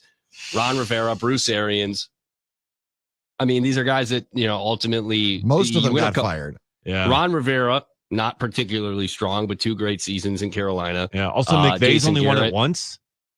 Only once for Sean McVay. And he was the talk of the town for years. It's not about who the best coach in the NFL is. It's about who had a respective season that was most notable. Lindy Infante won Coach of the Year once. Yeah. And then got fired 2 years later for Mike Holmgren. Mike Tomlin's in his 19th non-losing season. Mike Holmgren never won Coach of the Year, but 3 of his assistants did. Dick Duran won Coach of the Year. Ray Rhodes won Coach of the Year, and Andy Reid won the one Coach of the Year. So that's Mike Holmgren never won it. 3 of his assistants did. Incredible. Wrap your mind around that. No. Yeah. But Lindy how many Infante of Matt won it in LaFleur's 89. assistants have done anything anywhere? Well, you always talk about coaching trees, right? Yeah. McVay coaching tree. Yeah. And the Reid coaching tree. Belichick had a ton of coaches. Mm-hmm. Tomlin hasn't had any. None of them good. But they all got jobs. Yeah. I guess Nate Hackett, and he didn't even last half of a season. Yeah. He did last half a season, but that was Does it. Campanelli count? No. Because he's going to get a coaching job, I think. Maybe. But he was only there for a year. Right. So I don't know how that, how you would quantify who's part of whose coaching tree. I mean, if you go, I think the coaching tree is if you go from, like, say, if Jeff Hafley, for example, is an NFL coach next year, he will have gone from Green Bay to head coach. Andy Reid went from Green Bay to head coach. Ray Rhodes went from Green Bay to head coach. Got it. Interesting. You often talk about the Shanahan coaching tree. Yeah. With Mike, because Kyle and McVay and Raheem Morris and LaFleur and all these guys that were assistants under him at some capacity all are head coaches now. I consider but they didn't make that jump immediately. Yeah, I don't know. I mean, because if you're looking at LaFleur, he was in Tennessee right before he came to Green Bay. But he was with McVay for a couple of years in Los Angeles. He was with Shanahan in Washington. I don't know, how many trees can you be from? Yeah. You know? I don't know. I have to look up my tree expert. So I don't. Campanelli, I think he's a really good coach, but I mean, it's so far removed though, too. Or it feels like it's so far removed. Yeah, it was like 2 years ago, 3 years ago. What? When Campanelli was here? Last year. Was he here last year? Really? Yeah. Yeah, and he got hired this year to be the defensive coordinator with the Jags. Feels like a long time ago. That was last year. I think a lot the Packers happened in the last year. I think the Packers really miss him then. 2 years ago. Because it feels like he wasn't here for. It feels like it's been a couple of years since he's been here. 2 years ago, he was on Hard Knocks with the Dolphins in that incredible conversation he had, like just, inspiring. And then we played it back last year when he was hired by the Packers. And then this past year, he went from linebackers coach to now hired as the DC in Jacksonville. As I like to say, time is a flat circle. Yeah. It just doesn't, it feels like it's been forever since he was here, but obviously it wasn't. Just last year. Yeah, no, like I said. He's a beast. Listen, he is. I'm conceding the point. It just feels like it was longer. That's all. It collapsed this past week against the Texans in Davis Mills, though, so maybe not. Perhaps not. Yeah, well. All right, coming up, I want to hear from Josh Jacobs because he had some very interesting things to say. We'll also hear from Jordan Love and Patrick Herb coming up at 12:35 after a huge Wisconsin win over Washington. They beat a ranked opponent. The kids rightfully stormed the field. It wasn't just the kids either. We'll hit that coming up in just a few minutes as well. But I do want to hear from the Packers running back because he is frustrated. And we will find out exactly how frustrated he is coming up next. It's D.N.D. Doug Russell, Nick Bruzewitz, Dave Gasper on a loser sandwich Tuesday.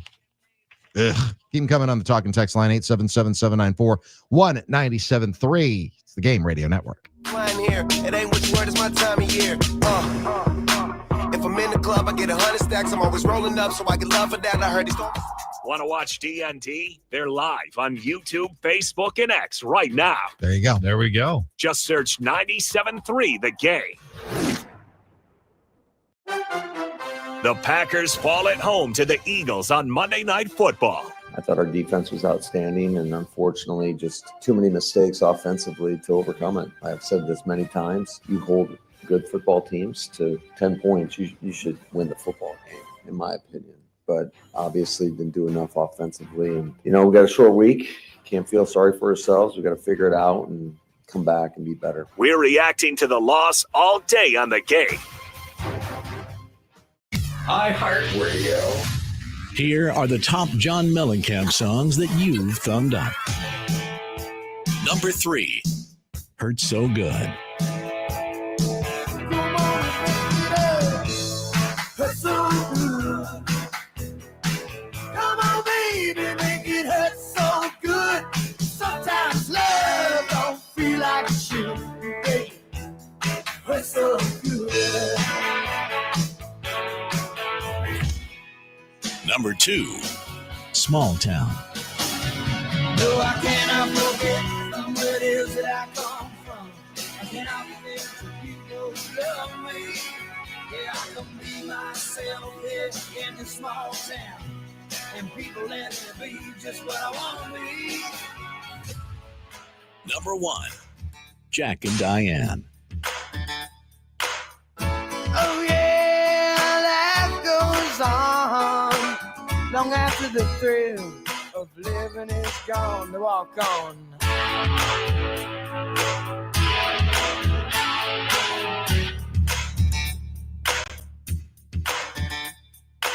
Hear more from John Mellencamp and similar artists now. Search for John Mellencamp on iHeartRadio. All your favorite music, all your favorite stations, all free. Don't miss D.N.D. middays here on the Game. You can't go back in time, but when the hiring happened, it was universally hailed as a coup. Wisconsin got a coup. They got the best coach available. They got the best coach who wasn't even available. They got the best coach in the country. He was the AP National Coach of the Year, the reigning AP National Coach of the Year. He had just gotten Cincinnati from a group of 5 conference into the college football playoff before it had expanded. It's easy now to go back on it and say it was a mistake. That's the easiest thing in the world to do. But at the time is the only time that you can make that decision. We don't live in a world where you can go back in Marty McFly's DeLorean and go back and change things. That's not how the time continuum works. But what you can do is change the course of history moving forward, however that may be. It's easy to go back and say, you know what, that decision should have been different and you screwed that up. But when the whole world is telling you that it's the right decision and that it's a home run, that it's a grand slam, that anyone else would do it, I just can't get on board with people saying that McIntosh should be hammered for hiring him in the first place. D.N.D. with Doug, Nick, and Dave. Middays here on the Game. Now, a year in rock spotlight from 1977.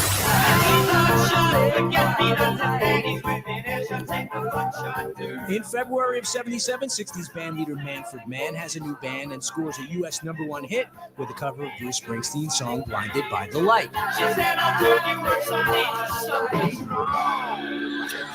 In March, Foreigner released their debut album. It goes to #4 in the U.S., driven by 2 top 10 singles, Cold as Ice and Feels Like the First Time.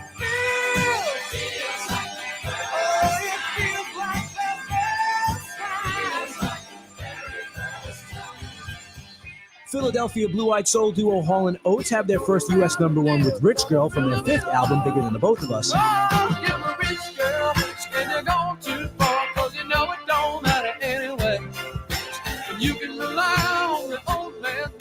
Fleetwood Mac's album Rumors is released. It's their second #1 album in a row in the U.S., dominating the charts at #1 for 31 weeks. It spawns 4 top 10 singles, including the #1 Dreams. When the rain washes you clean, you know.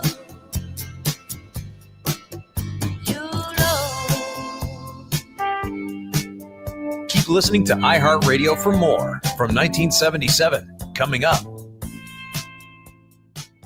We call it Wagertainment. All right, place your bets, place your bets. VSiN every night at 6. Presented by Potawatomi Sportsbook. Bet above the rest on Fox Sports 920. iHeartRadio is the easy-to-use app for music and radio. Download the free iHeartRadio app today. My daddy served in the army. We lost his right eye, but he flew a flag out in our yard. Till the day that he died, he wanted my mother, my brother, my sister, and me to grow up and live happy in the land of the free. Now this nation that I love is falling under attack. A mighty sucker punch came flying in from somewhere in the back. Soon as we could see clearly through our big black eye, man, we lit up your world. I don't want to interrupt like Toby. the 4th of July. Hey, Uncle Sam, put your name at the top of his list. Come on, everybody. Julie started shaking her fist. The layers of helping. When you hear Mother Freedom start ringing her bell, and it'll feel Hey, Nick. Who sings this? Me, famously. Oh, okay. I didn't know. Rest in peace, Toby Keith. Oh, Toby Keith. Yeah, then we should probably Love you, Toby. Probably should let him sing it. I don't know, man. People are gonna think we switched over formats again. You never Not know. to go too long. Yeah. All I know is that's going to sound great on the podcast without the music underneath. Just Nick. Yeah, just Nick. Just Nick singing underneath, off key. That's great. Most It likely. is a good thing. Well, happy Sick. to all of our veterans. Happy Veterans Day, number one. So there's the difference between Veterans Day and Memorial Day, and I think some people conflate the two. Memorial Day is to honor our, the fallen heroes. Yes. Veterans Day is for everybody who served. My father served, for example. So happy Veterans Day to my father. My grandfather served. There you go. So Mine did as well. Today is your day. Every day should be Veterans Day, as far as I'm concerned. We do not have the freedom to do this radio show without the sacrifices that our veterans and their families made. So tip of every cap everywhere to you. I know that, November 11th has been designated as Veterans Day, but again, you've got our deepest admiration every single day, all 365 days of the year. But today is the day we officially celebrate you. So happy Veterans Day. Getting back to the program, we are also talking about an unfortunate Packers loss last night, 10-7. We'll get to Patrick Herb in just a couple minutes. I did want to play a couple minutes of Josh Jacobs. He was pretty frustrated after last night's loss. Here's the Packers running back number 8. Give credit to them. They're a good team. I still feel like we did a lot out there that, prevented us from winning. Not making any excuses. Got to clean up the work. A lot of the game is messy, especially after creating, good plays. We just got to be more consistent, man, as an offense, man. Our defense held us down, stopped them real good, play like a championship defense. So, offense, that's on us. We got to pick it up. Can you put your mark on just these slow starts going back the last 4 or 5 games where you guys can't, get into the end zone? Yeah, I can't really just put my finger on it, man. Speaking for myself, man, I feel like, I've been trying to give it, this team and and our guys everything I have. It's a lot of plays out there. I'm getting banged up, still playing through stuff. It just is what it is. It's football. You got to have a certain type of mentality. You got to have a certain type of heart to play this game at a high level. And man, we got to find ways to get it done. What did you see on the 4th and 1 again? 4th and 1, they called out our play. We ran it like 4 times. They called it out. Got a good drive, push. The clock was going out. We kind of snapped it faster than we wanted to. And they made a play. I tried to pitch the ball back to Jordan, where the fumble came. But, at that point, you playing backyard football. It's 4th down. So, yeah, that's kind of how it went. What goes through your mind when you hear the defense call out your play before the snap in any moment, but especially that? As a runner, it don't never feel good. Whenever they know what we're doing, they'll never feel good because it changed my mind on how I'm going to run the ball, if we just being honest. It makes me kind of like guess what I'm going to do. And obviously, people are smart. If we got cold words or whatever, you hear it a few times, like you going to eventually react to it. That's football, but yeah, it's never a good feeling. How did it change the way you ran on that? They called it out. We called our play. They said inside zone. It's coming right here. So I kind of like didn't want to run right there, but yeah, that's just how I played out.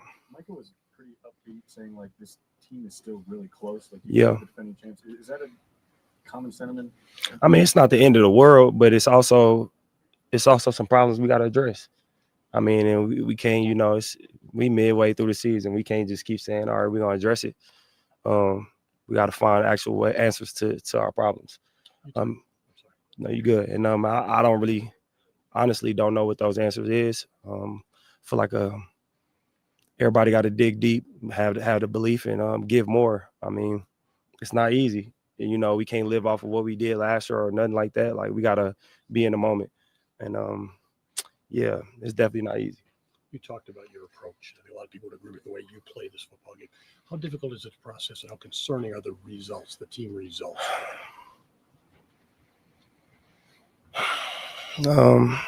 That's the most frustrating part for me. I know I'm not going to be able to sleep. I had a couple bad plays that I wish I could take back. But overall, man, I feel like I give it everything I got, and really that's all I can ask for, and ask for the same out of the guys that's, out there with me. Do you feel like you're getting it from you guys? I think I am getting it from the guys. I think it's just more mental stuff, man. We doing a lot of mental stuff that hurt ourselves. We make a big play, we legal formation, like critical moments, like those are game changers. So it's just little things, but like the little things will come and bite you in the ass in the end, man. I mean, all the good teams, you can't beat a good team having a lot of mistakes. You'll never win that way. So until we, figure it out, and figure out what works for us collectively, it's gonna keep being that way. Josh, there was a swagger with this run game last season. Late in the year, teams knew you were going to run it, and mostly they didn't stop it. What do you have to do to find that again? And it's different, we don't have the same group of guys. And obviously, a lot of stuff that we did last year, teams are good. Coaches are good. They scout and they game plan, and they come up with good game plans for what we do. So we just got to find ways to crinkle it. But not only that, man, we got to find ways where even when the team know what we're doing, we still inserting our will. And that's collective. That's everybody. That's me running hard. That's the line blocking, the receivers blocking. It's a combination of everything. What is your message to Packer fans after your second straight loss here at home? I mean, this team that we got, man, we got a special team. I don't think nobody in this building or in this locker room has given up belief, in each other and what we can do and what we feel like we can do. It's not the end of the world. But with that being said, we do have to have a sense of urgency. How close are you to running at full physical capacity right now? You've been obviously dealing with the calf and all that. Like, how close or maybe not close are you to that? I mean, today I felt great. This was probably the first time I ever came into a game and felt light, if that makes sense. Don't feel like I'm battling with something and running like I'm kind of like a little heavy, like on whether it's my calf or whether it's whatever. I felt good today. A lot of stuff that I got today happened, during the game, but it's not nothing that I can't manage. But it's also something that, we get corrected, it wouldn't even happen, so we got to figure it out. Packers running back Josh Jacobs after last night's loss, pretty frustrating that the defense calling out the play that Josh Jacobs knew that he was running straight into. That's got to be challenging. All right, we're going to take a short break. Patrick Herb joining us on the other side. He is the Wisconsin sideline reporter and the assistant AD of strategic communications for football at the University of Wisconsin. You want to talk about a pressure release valve being lifted off of this team after their win against Washington at Camp Randall on Saturday. We'll talk all about it and get set for the Indiana game coming up on this coming Saturday as well. Stay with us, Doug, Nick, and Dave. D.N.D. on the game. You'll be sorry that you mess with the U.S. of A. 'Cause we'll put a boot in your ass. It's the American way. Hey, Uncle Sam, put your name at the top of his list. Stay tuned. Yes. D.N.D. will be back in just a moment. Green Bay with a tough loss to Philly at Lambeau. Well, we wanted to try to establish the run game and try to build off of that. I thought there was some moments where we did a decent job. but ultimately it wasn't enough. It seemed to me that when we got in some of those critical moments, it wasn't necessarily the first and second down. It was more the money down, like third down, fourth down, where we just malfunctioned. We are breaking it all down on the game. Now, a year in rock spotlight. 1973. Ain't it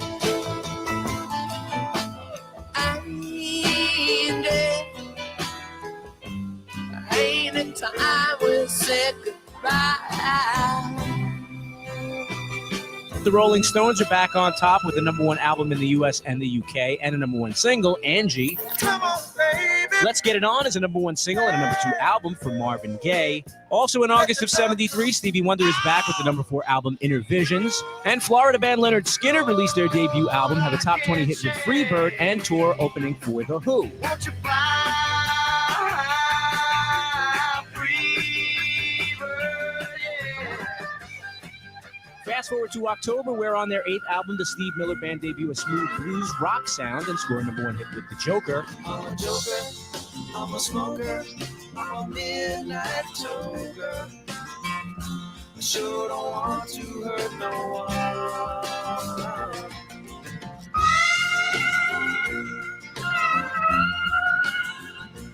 Keep listening to iHeartRadio for more from 1973. Coming up. If you missed No BS, you missed out on this. If you ever have jury duty, both the defense and the plaintiff, they can pick the jurors together. Thanks for that reminder. I've actually never gotten to do jury duty. Twice. I got it 3 times. I got it twice. Once on my 18th birthday, and I went through the entire trial process, and at the end, they cut one person. I was like, of course I get cut. I sit through all this, and I don't even get to be a part of the decision-making process. No. I was so mad. Yeah, I had it 3 times already, Billy. Jeez. What's going on here? You know what I mean? I'm an upstanding member of society. You want to do it? Pay taxes. I love that you don't want to do it, Billy. Yes, I do. Okay. I want to perform my civic duty. I love that. Everybody sits around and gripes about it. You're right. I want to perform my civic duty. You know what? Court system. I'm right here. First My time. wife gets the notification of the summons this week. She is complaining up and down. Can you be her do this. tribute? I can't do this. No, you can't volunteer as tribute. I looked online. I was ready to Hunger Games that thing. Walk right in there. I volunteer as tribute. My wife's got 2 kids at home, basically running a preschool in our living room. I just make jokes on the radio. I will be the guy that potentially has somebody fading their hands, and they don't want that for some reason. You know, I'm proud of you, Billy. I'm proud of that attitude. That's the correct attitude to have. Be honest with you, I that. had to hold back from swearing a couple of times because I I think love it's bull. It's BS, like the name of the show. 31 years on this earth. I've been available for 12 of them. Come on, Milwaukee. They've only given me one time as the reserve guy. I called in every hour. I was so juiced. I was dressed. Sure. I had a fake briefcase ready to roll down there. I know you can't even bring anything You had a in. collared shirt on. Yes. Look like Hunter Baumgart. We're going to defend him? I don't know that I have ever worn a collared shirt tucked in outside of in a suit. Your boy was suited and booted, ready to roll down there. So proud of you, man. To the courthouse. Yeah. Call in, automated voice message. The reserve jurors are unneeded for the afternoon of 4/19/24. Dang it! Listen to No BS with Billy and Armin every weekday from 6 to 10 right here on The Game. iHeartRadio. Here are the top Billy Joel songs that you've thumbed up. Number 3, My Life. I don't care what you say anymore. This is my life. Go ahead with your own life. Leave me alone. Number 2, It's Still Rock and Roll to Me.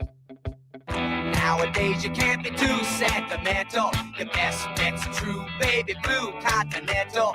Hot funk, cool punk, even if it's old junk, still rock and roll to me. Number 1, Uptown Girl. Uptown girl, she's been living in her white bread world as long as anyone with hot blood can. And now she's looking for a downtown man. That's what I am. Hear more from Billy Joel and similar artists now. Search for Billy Joel on iHeartRadio. All your favorite music, all your favorite stations, all free.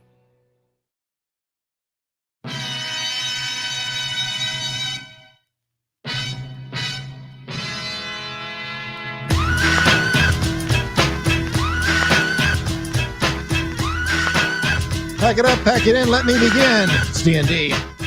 Doug Russell, Nick Brusewitz, and Dave Gasper. I think they're still celebrating on Monroe Street as the Badgers come away with their first Big Ten win of the year against a ranked opponent against the Washington Huskies. Now they've got Indiana coming up on Saturday. But joining us on the program right now, he was on the sidelines for the radio broadcast, as he is every game, alongside, of course, the Hall of Fame voice of the Badgers, Matt LePay, and Mark Tauscher. We welcome in Patrick Herb, whose official title is the Assistant Athletic Director of Strategic Communications Football. Patrick, I appreciate the time. My first question is, have you ever thought about having a shorter title? You know, the industry term for somebody who does what I do, like the old-fashioned industry term, is SID, Sports Information Director. That would be easier, right? Just he's the SID, or you can say he's the Communications Director. Those are probably simpler. But I'll say this: we took a few weeks off doing this segment. You know, there's some switches at iHeart, et cetera. And what a good idea to bring it back. What have you heard after the Badgers?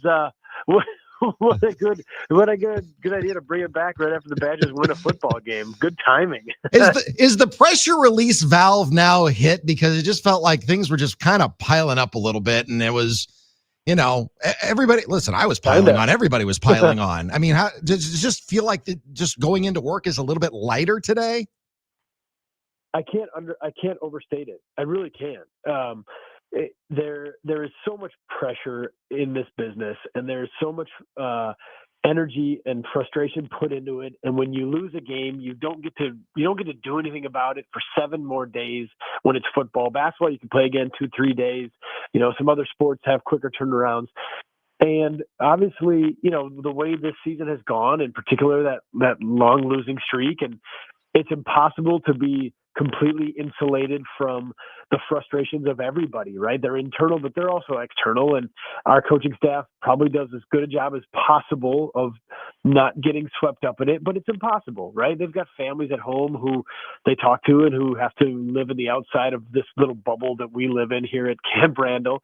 So to win a game, to feel those emotions, I can't overstate the change of it. Just walking through the football office on Sunday when I came in to do some work the day after the game, the air just felt lighter. You know, people are smiling. You can joke a little bit again, and there's just there's a sense of relief and also a returned sense of optimism that we can do this. You know, like it is possible to win games. You lose enough in a row, you can't help but have doubt creep in of, are we going to win again? And so to be able to feel that, to be able to see it, even though you didn't play a perfect game, you're still able to find a way that gives optimism and re-energizes everybody moving forward, that there's still 3 games to play. Patrick, I want to take it back to the pregame and kind of the game as a whole. You guys honor veterans. Today's Veterans Day, of course. The players come out with the flags. Coach Fickle has spoken highly, and many of the coaches have, of their relationship with the military. How did that all come together? I know you gave away thousands of tickets as well to vets. How did that work out, and how did it end up kind of, in hindsight, playing out? Yeah, thanks for asking that, and very apropos for Veterans today, and our thoughts need to be thanking those who serve and who have served today. And so I appreciate you asking. It was great to be able to celebrate that. And I can go a lot of different layers of this. The VetTix promotion that you mentioned is a partnership that Wisconsin Athletics has had with this company for a long time. It's a nonprofit organization that's business model is to take unused tickets. So you can't go to the game and you have tickets, you can donate them to a pool of tickets to be used for free by veterans, active service members, or first responders. They can pull from this pool and go to games for free. And so knowing that we have had extra tickets available, unsold tickets this year, you know, it's been a year where we're not selling out every game. And so we want to make good with those tickets. So for the Ohio State game and for the Washington game that we just played, we were able to donate over 1,000 tickets to this VetTix pool, and veterans claimed them. There were over 2,000 veterans that claimed them for the Ohio State game. That's in addition to the general fans who donated their tickets. And over 1,000 attended the Washington game. And so what a great way recognize them and give them an opportunity to a game that maybe they don't otherwise have. So that was great, heartwarming.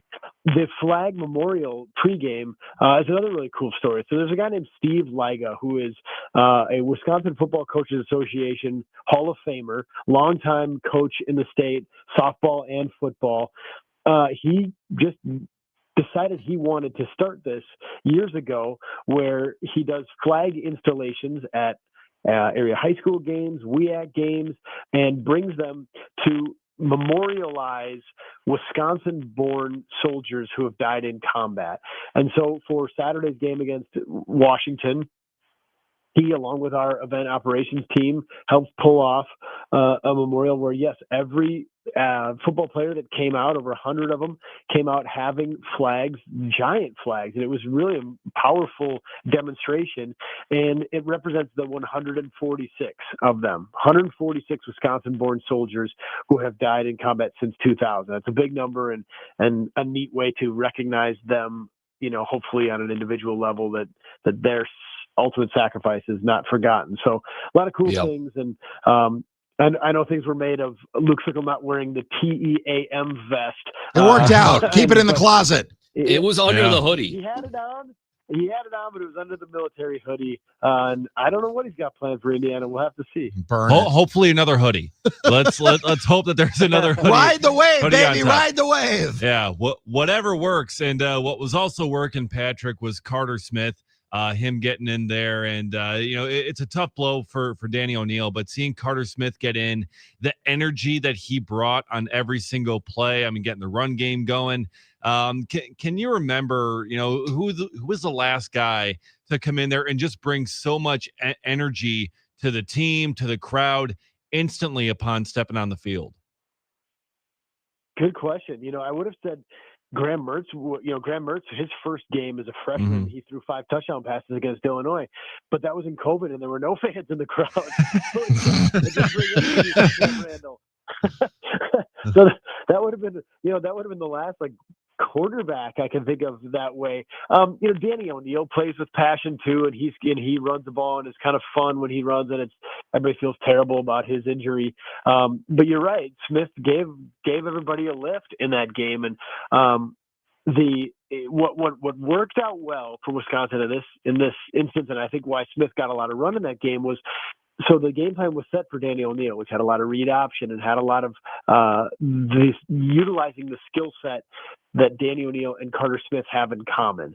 And so Hunter Simmons, the other quarterback who's been getting a lot of run lately, very different skill set, very different. You would want a different game plan to be able to feature him at quarterback. And so if everything was built into Danny O'Neill and how he's going to run this offense, Carter Smith was a great understudy to be able to bring in that situation and be able to keep rolling with the game plan that they're doing. And so, yes, he was only 3 for 12 through the air, and the passing attack is something that's going to have to emerge and get better, especially if this team's going to use Carter Smith moving forward. We'll have to wait and see what practice looks like this week to actually know. But I think you did see enough from a leadership standpoint, from an energy standpoint, and that he's good. He can throw the ball. It's in there somewhere. He was an elite high school baseball player who threw the ball 91 miles an hour off the mound. So he's got the arm, but he's one of these kids that was a 2-sport athlete in high school. In fact, baseball was more of his passion, or at least what he excelled at earlier than football. He was the number 1 shortstop in the country as a 14-year-old.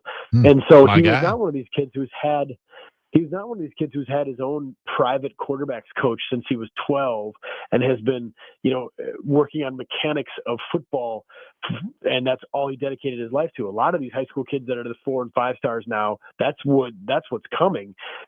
He wasn't that. So that brings me optimism that maybe we're just scratching the surface on his ability to be a quarterback. His high school coach describes him as a quarterback with a linebacker mentality. And so you see that when he runs the ball, that he takes on contact. I'd love to see him become a quarterback with a quarterback / linebacker mentality. And maybe we're just starting to see that. And there's way more room to grow. You've got the Hoosiers coming up on Saturday. When you look at Indiana, do you see something that could be possible in Madison, considering how bad Indiana had been historically up until last season? Sure. Yeah, I mean, Indiana has spoiled it for everybody, but also given everybody ultimate optimism. The rapid pace at which they went from second thought to CFP in 1 year, basically, has ruined it for everybody. What I mean by that is, coaches now have no grace period. They're getting fired at alarming rates because everybody goes, well, if Indiana can do it, why can't we do it at Auburn and Arkansas and LSU and all these other schools, right, that are firing their coaches, and Penn State and all these schools that the patience has ran out because they've proven you don't have to have a grace period. You can do it right away. So I say that they are, I think they're an anomaly, obviously, in the way they turned it around so fast. So they've ruined it, but the counterpoint, they've also given everybody optimism to say it can be done. It can be done if you invest the right way and in the right people, and you build it and build the roster the right way. It can turn fast. Curt Cignetti had a big part of his strategy was to import a ton of the James Madison players that he had with him the previous year. And those guys gave him a bedrock quickly at Indiana, and he was able to supplement with some really, really talented players. And there's no question that they invested in football. And I mean, they put money into it at a level that they had never done before. And in this era, there is a way to almost say, we want to be good at football, so let's buy our way into it. Now, you can't throw money at bad investments, but that's a reality in football. And when Wisconsin has talked about increasing its investment in football, Chris McIntosh has talked about that, and part of the strategy to retain Luke Fickell in 2026 and beyond is a promise of that. And I think some people interpreted that as asking the fans to contribute more money to NIL. And that's not necessarily the case. It's a way to be able to leverage the assets that we have and some of the sponsorship partnerships and deals and NIL opportunities that exist here, that Wisconsin has a really favorable brand in our state, and there are lots of opportunities. Being able to find those and turn those into opportunities for the athletes at a level we haven't done in the past. And so Indiana is a model for it, and everybody else is trying to follow suit. I hear you. And listen, I've always said, if you get to live in Madison, Wisconsin, you're already standing on third base before the jump. And you get to go to the University of Wisconsin. That is a world-class institution of higher learning. And now just figure out that other part. And I think you could roll. And it feels like the pieces are there. It's just now, got to hit play on it, because you got all the advantages of the world being at such an incredible place, both the city and the university. Patrick, we appreciate the time. We'll talk again next week. Yeah, we a lot of football talk today, which was rightfully so, but a lot of other great things going on. And maybe next week we'll touch volleyball and basketball and hockey and a lot of good things going on around here. So thanks for the time, guys. You got it. Today was football. I'm sorry. Oh yeah. Today, you understand. Yeah. We'll get that. Yeah. We got plenty of basketball we can talk about here. Yeah. Well, you guys got the post game show coming up tonight. We'll hit on that coming up in hour number 3, which is straight ahead here on The Game. Want to watch D.N.D? They're live on YouTube, Facebook, and X right now. I like him even more. Just search 97.3 The Game.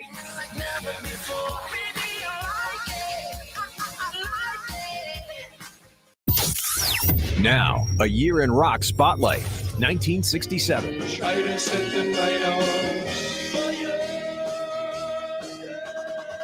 In January of 1967, Los Angeles band The Doors released their debut album, which eventually goes to number 2, and features the single Light My Fire, which goes to number 1 in July. The Rolling Stones released Ruby Tuesday, an ode to a groupie written by Keith Richards. The song takes them to number 1 in the U.S. in March. And San Francisco band The Jefferson Airplane released the surrealistic Pillow album, scoring 2 top 10 hits with White Rabbit and Somebody to Love. Don't you want somebody to love? Don't you need somebody to love? Would you love somebody to love? You better find somebody to love. In March of 67, Buffalo Springfield re-releases their debut album to include the hit single For What It's Worth. In April of 67, Give Me Some Lovin' by the Spencer Davis Group goes to number 7 in the U.S., with vocals by 17-year-old Steve Winwood. And in May, Elvis Presley marries his 21-year-old girlfriend Priscilla in Las Vegas.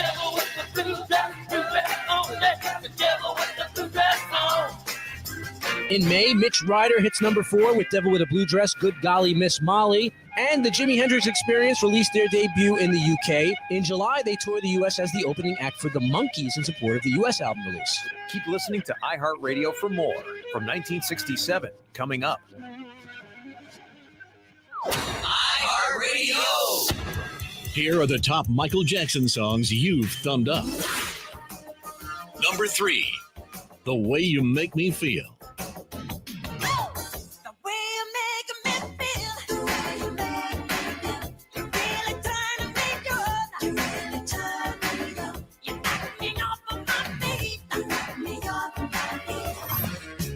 Number 2, Beat It.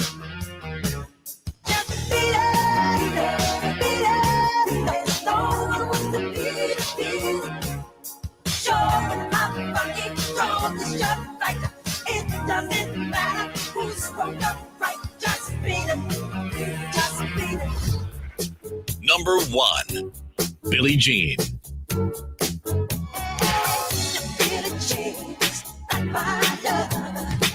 She's just a girl, but not I'm the one.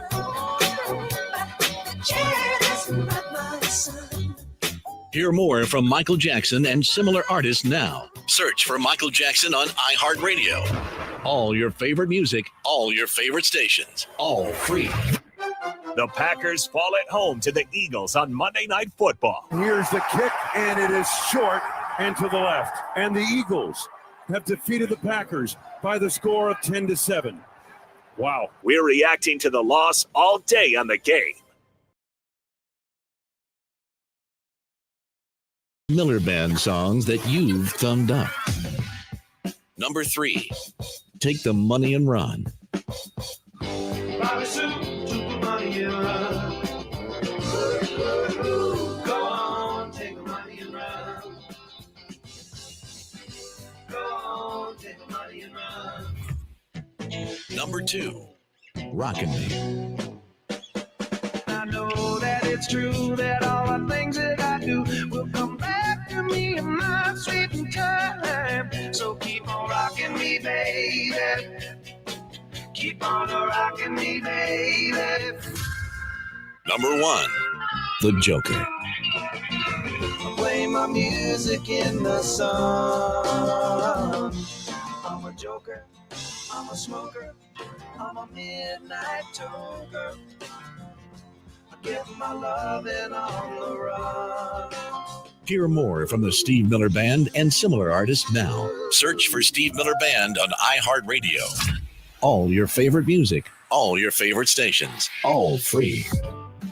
iHeartRadio goes one-on-one with Bryan Adams to discuss the metamorphosis of a song as years pass. I mean, the interesting thing about a song and the metamorphosis of a song is that you spend, I don't know, let's say you spend 2 months making a record and you put out a song.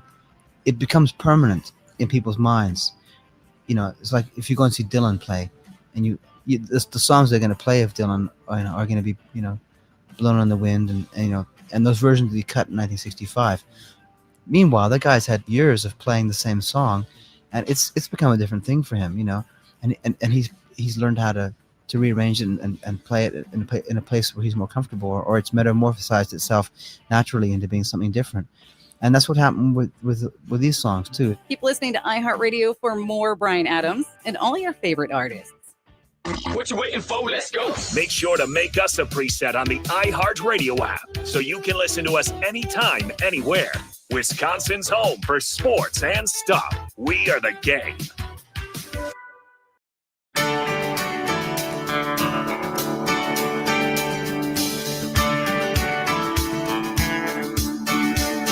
Final hour underway here at D.N.D. Doug Russell, Nick Bruzewitz, and Dave Gasper on this Veterans Day.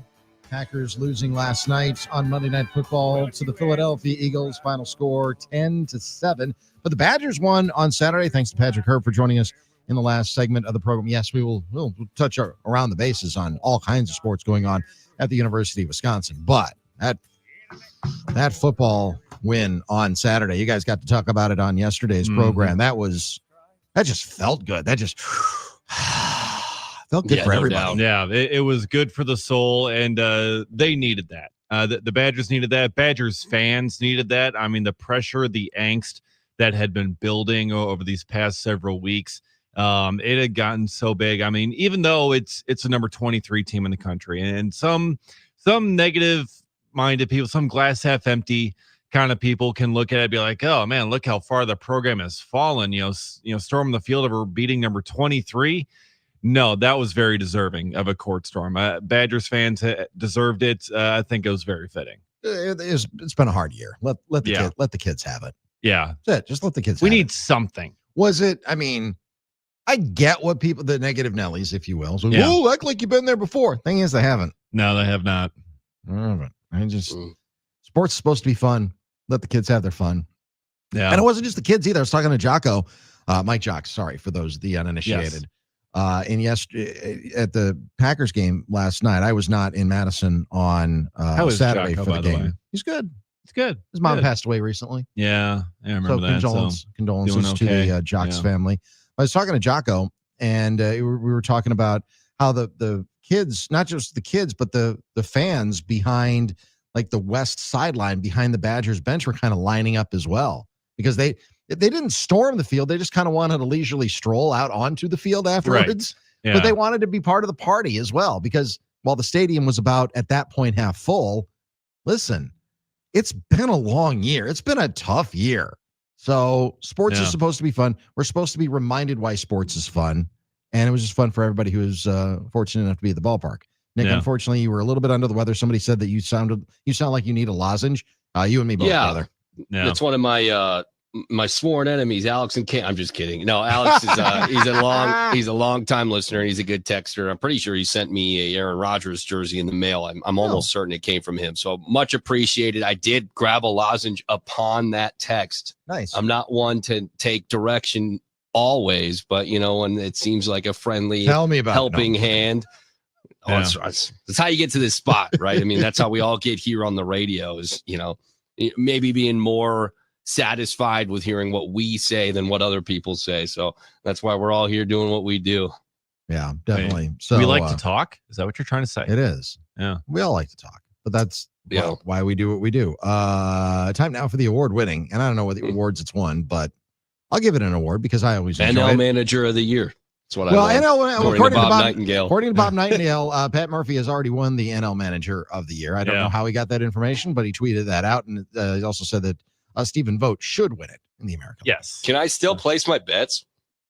Well, absolutely. Well, you can't. I don't know if you can find. I don't know if you Yeah. can find them online. Yeah, Right, that's my question. We'll see if we'll see insider if trading Emmanuel there. Class A is tipping off any information on that, or if there's any sort of limits on those wagers, because now they're putting a $200 limit on pitch bets, whether it's going to be a ball or a strike. They're putting a limit on it of $200, and you can't parlay it. You can bet on traffic at this point, I think. Yeah. All right, Nick, let's do it. Time now for Bruiser's Bites. Yes, sir. Time for Bruiser's Bites, brought to you by Wisconsin Concrete Coatings, wiconcretecoatings.com. They'll do your garage floors, your garage cabinetry, your basement flooring, your outdoor deck, patio, whatever. If it's concrete, I'm sure they can coat it with their polyurea coating, which is way better than your traditional epoxy. It's slip resistant when wet. This time of year, that's huge. It's not going to erode. You got a lot of sand, salt, other stuff in the winter that could kind of muck up your floors and maybe cause permanent damage. Won't happen. You can put a logo down. They'll put whatever design on your floor you want. So, if you want to make any bold statements about potential championships, you see those commercials and you see people who get the tattoos like, hey, 2025 Super Bowl champs, and then have to replace it with a 6 and then a 7 and then an 8. And, you can do that on your garage floor if you want. I'm not going to necessarily suggest you do, but you can do it. Visit them, wiconcretecoatings.com, wiconcretecoatings.com. We'll start with a national voice. This is Chris Canty on First Take this morning, talking about the Green Bay Packers and most specifically Jordan Love. And when you make the move that the Green Bay Packers did before the season and trading multiple first-round draft picks and Kenny Clark, who is a perennial Pro Bowler, for Micah Parsons, what you are saying is that you believe this roster is good enough to contend for a championship. Yep. And every single facet of the football team is playing at a high level, except for the quarterback. And I'm not going to say that it's squarely on Matt LaFleur, but he has some bearing, some responsibility in all of that. But ultimately, what we know is the quarterback is going to be around because they just paid him $55 million a year. And so the reality of what we're getting from Jordan Love is just not good enough. All right. I know that you highlighted 2 weeks ago after that Steelers victory. Yeah, they were ready to carve the bust. But at this moment, is Jordan Love holding them back? I don't know if he's holding them back. Honestly, I think the play calling as much as anything is holding them back. Jordan Love hasn't been great in the last 2 weeks. But again, 2 weeks ago, it's carved the bust. He's elite. I've never been ready to say that Jordan Love is elite. I've said that even after the Steelers game, he's on the cusp. I think that he's got a lot of talent. I think that the reins need to be loosened on him a little bit. They need to take some more shots. They need to not be as predictable as they have been. Jordan Love needs to trust his receivers, and Matt LaFleur needs to trust his quarterback. So is Jordan Love holding them back? I mean, he wasn't good last night. He wasn't good against the Panthers. But again, I mean, this is such a week-to-week league in the NFL. So it's a complicated question. I know I'm not giving a very good answer. You want the definitive yes or no. I think there's a lot of factors that kind of play into it. But, I mean, I'm not ready to put Malik Willis in, if that's what you're asking. Yeah, I'm going to go more definitive and say no, it's not Love that's holding him back because of those other factors, because of the play calling, because of, the lack of trust, it seems like, between LaFleur and Love. Also, the protection wasn't there a whole ton. I mean, you see a bunch of issues on the offensive line this year, so it hasn't been a clean pocket a ton. Aaron Banks has been awful. Aaron Banks has been awful. He had the false start there on the one play that would have been a first down. And then you lose Elton Jenkins to a fracture in his leg because Jordan Love rolls up on his foot as he's getting tackled. So, yeah, you lose a couple of guys on the offensive line. You have some issues there. That doesn't help them. The play calling, I don't think, helps them. So I'm not going to say Jordan Love is the one holding them back, no. When you consider, half the argument you guys made was about, essentially play calling, decision making at the coaching level. Mm-hmm. I think coming into this year, people who wanted to say LaFleur wasn't good enough, LaFleur's not the guy, I think they should move off, were in the severe minority. But that group has grown in numbers. This is what LaFleur had to say about if he's potentially coaching for his job. I'll leave that for everybody else to decide. I'll just focus on the day-to-day and trying to do – I feel like you're always coaching for everything in this league, that's just my mindset. It's always been that way. You can't ever exhale. You got to always be pushing, and that's just my mindset. So, and that will be my mindset until they tell me not to coach anymore. Yeah, it's one thing for him to be asked about that. But it's another thing for maybe people to actually start buying that it's a possibility that this is, a stretch that he has to prove it. Where do you guys stand on LaFleur? I mean, if this team finishes 10-6-1, exactly what they're roughly on track for, sure, would that be good enough for you to kind of stamp your approval and say he's the guy? I think if the answer is yes, then they need some different assistance. I think that they need an upgrade. Maybe not defensively, because, again, I think Jeff Hafley's done a really good job. But offensively, I'm not sure that they have. And whether that's Adam Stenavich, whether that's a different play caller, I think those are the questions that need to be answered first. I'm not ready to push eject on Matt LaFleur as the head coach yet, but I might be as the play caller. Yeah, I think I'm getting close to that point as well for getting him out of there as a play caller, just with how stale it's been, how predictable it's been. But yeah, I mean, when you're looking at this stretch here, I mean, the job that he has, it is something that could be very much in danger if he doesn't turn things around, show some improvements in those areas, in playing calling, in late game situations, like we saw yesterday. And yeah, with that contract creeping up, that it certainly is going to be a talking point until he gets this team really kind of humming along and doing the things that they should be doing, and get themselves on perhaps a deep playoff run in order to get himself to avoid those changes. Well, our listeners who have stuck around for the last hour or so with us heard this, but I'm going to play it back again just a moment from Josh Jacobs. We've been circling this thing over and over and over again.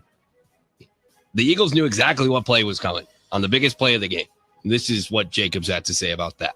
4th and 1, they called out our play. We ran it like 4 times. They called it out. Got a good drive, push. The clock was going out. We kind of snapped it faster than we wanted to, and they made a play. I tried to pitch the ball back to Jordan. That's where the fumble came. But, at that point, you playing backyard football. It's 4th down. Yeah, that's kind of how it went. We played his conversation with the media before we got to Patrick, so maybe we didn't dive completely into it, but that's pretty damn concerning for me as a fan of any sport to say our coaching staff is so predictable that the other team who we're trying to stack up against, we think we're as good as, knows exactly what we're doing, and we have no shot. That's pretty damn concerning. What do you guys think? I don't disagree. Yeah. It's hard. The results are hard to argue with, aren't they? That play it was called out, and then it was snuffed out. And Josh Jacobs afterwards said it's pretty frustrating. Do you call timeout in that situation? Maybe. Listen, as Dave put it earlier, if you're a baseball hitter, and even if you're mediocre, and the Eagles are better than mediocre, they're the defending Super Bowl champions. But even if you're a mid-major league hitter and you know that it's going to be a belt-high fastball, 96 miles an hour, you got a pretty good shot of hitting it out of the ballpark. You have to be more innovative than what the Packers have been offensively. And that's been their biggest bugaboo this year. They've been very, very predictable. And when everybody in the ballpark knows what the play is going to be on 4th and 1, and you're running it out of a shotgun, you're just telegraphing it. I don't understand. Yeah. I just don't understand the thought process sometimes between, well, this is the safe place, so this is what we're going to run. I don't want the Packers to be safe. I want them to take a few shots now and then, and they just haven't been. And when they do and it doesn't work out, it's like, well, now we can't go back to that. Well, at some point you're going to hit. Those are low percentage plays, but that doesn't mean that they're no percentage plays. So for me, yeah, is it frustrating? Sure. Is it damning? Absolutely. So yeah, one of those things that got to get cleaned up. We got to play better. I got to coach better. Yeah, I completely agree with Doug. I mean, when you're sitting there and you're Josh Jacobs and you hear the defensive lineman for the Eagles call out what your play is, they know exactly what's coming, and he's right. It's one thing if they guess and say, hey, it's going this way, it's going to be this, it's going to be this, and he's actually got it wrong. You guys are planning something else. Like, but when he actually has it right, that's incredibly concerning because Jacobs could hear that. Jordan Love could hear that because he was standing right next to him. The entire offensive line could hear that. You think any of them be like, ooh, they just called out exactly what we're going to be doing. Maybe we should think about this. Maybe we should audible. Do we have an audible here? Do we have a different play we can go to? Can we kill? Like something? Can we go to something else here? Because everyone on the field heard that.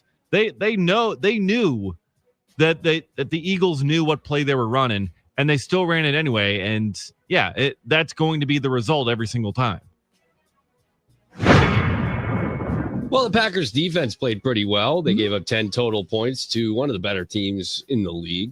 Eagles offense is maybe not what it was last year, but when you got Jalen Hurts, A.J. Brown, Saquon Barkley, Devontae Smith on the other side, it's pretty impressive to hold them to 10 points. This is what Micah Parsons had to say about the loss. You know, it's just one of them things like we're going to win together and we're going to lose together, like regardless of the outcome, and just being there for our teammates, regardless of who's playing better, which side's playing better. It's just important that, you know, we hold each other up until they get rolling there. You know, when everyone gets rolling, we'll be a really good team. It's hard to get to Jalen Hurts. He's a mobile quarterback. He's very strong. Sacks don't necessarily come with the territory, but they didn't get him on the ground for a sack. There weren't many QB hits. Parsons was unable to get a QB hit on the stat book. But do you guys have any gripes with the defense? Or is it just like, the offense was so bad, I don't even care. The defense was clearly good enough. Well, that defense was good enough. I mean, they scored the one touchdown. It was a great pitch and catch. I don't know that there was anything else that Evan Williams could have done on that play. You want to get to the quarterback. They didn't have any quarterback hits on the stat sheet. I mean, if you're going to pick on something, I guess you can pick on that. But and they kept Saquon Barkley in check. I think they kept Jalen Hurts for the most part in check. I have no real qualms about what the defense did.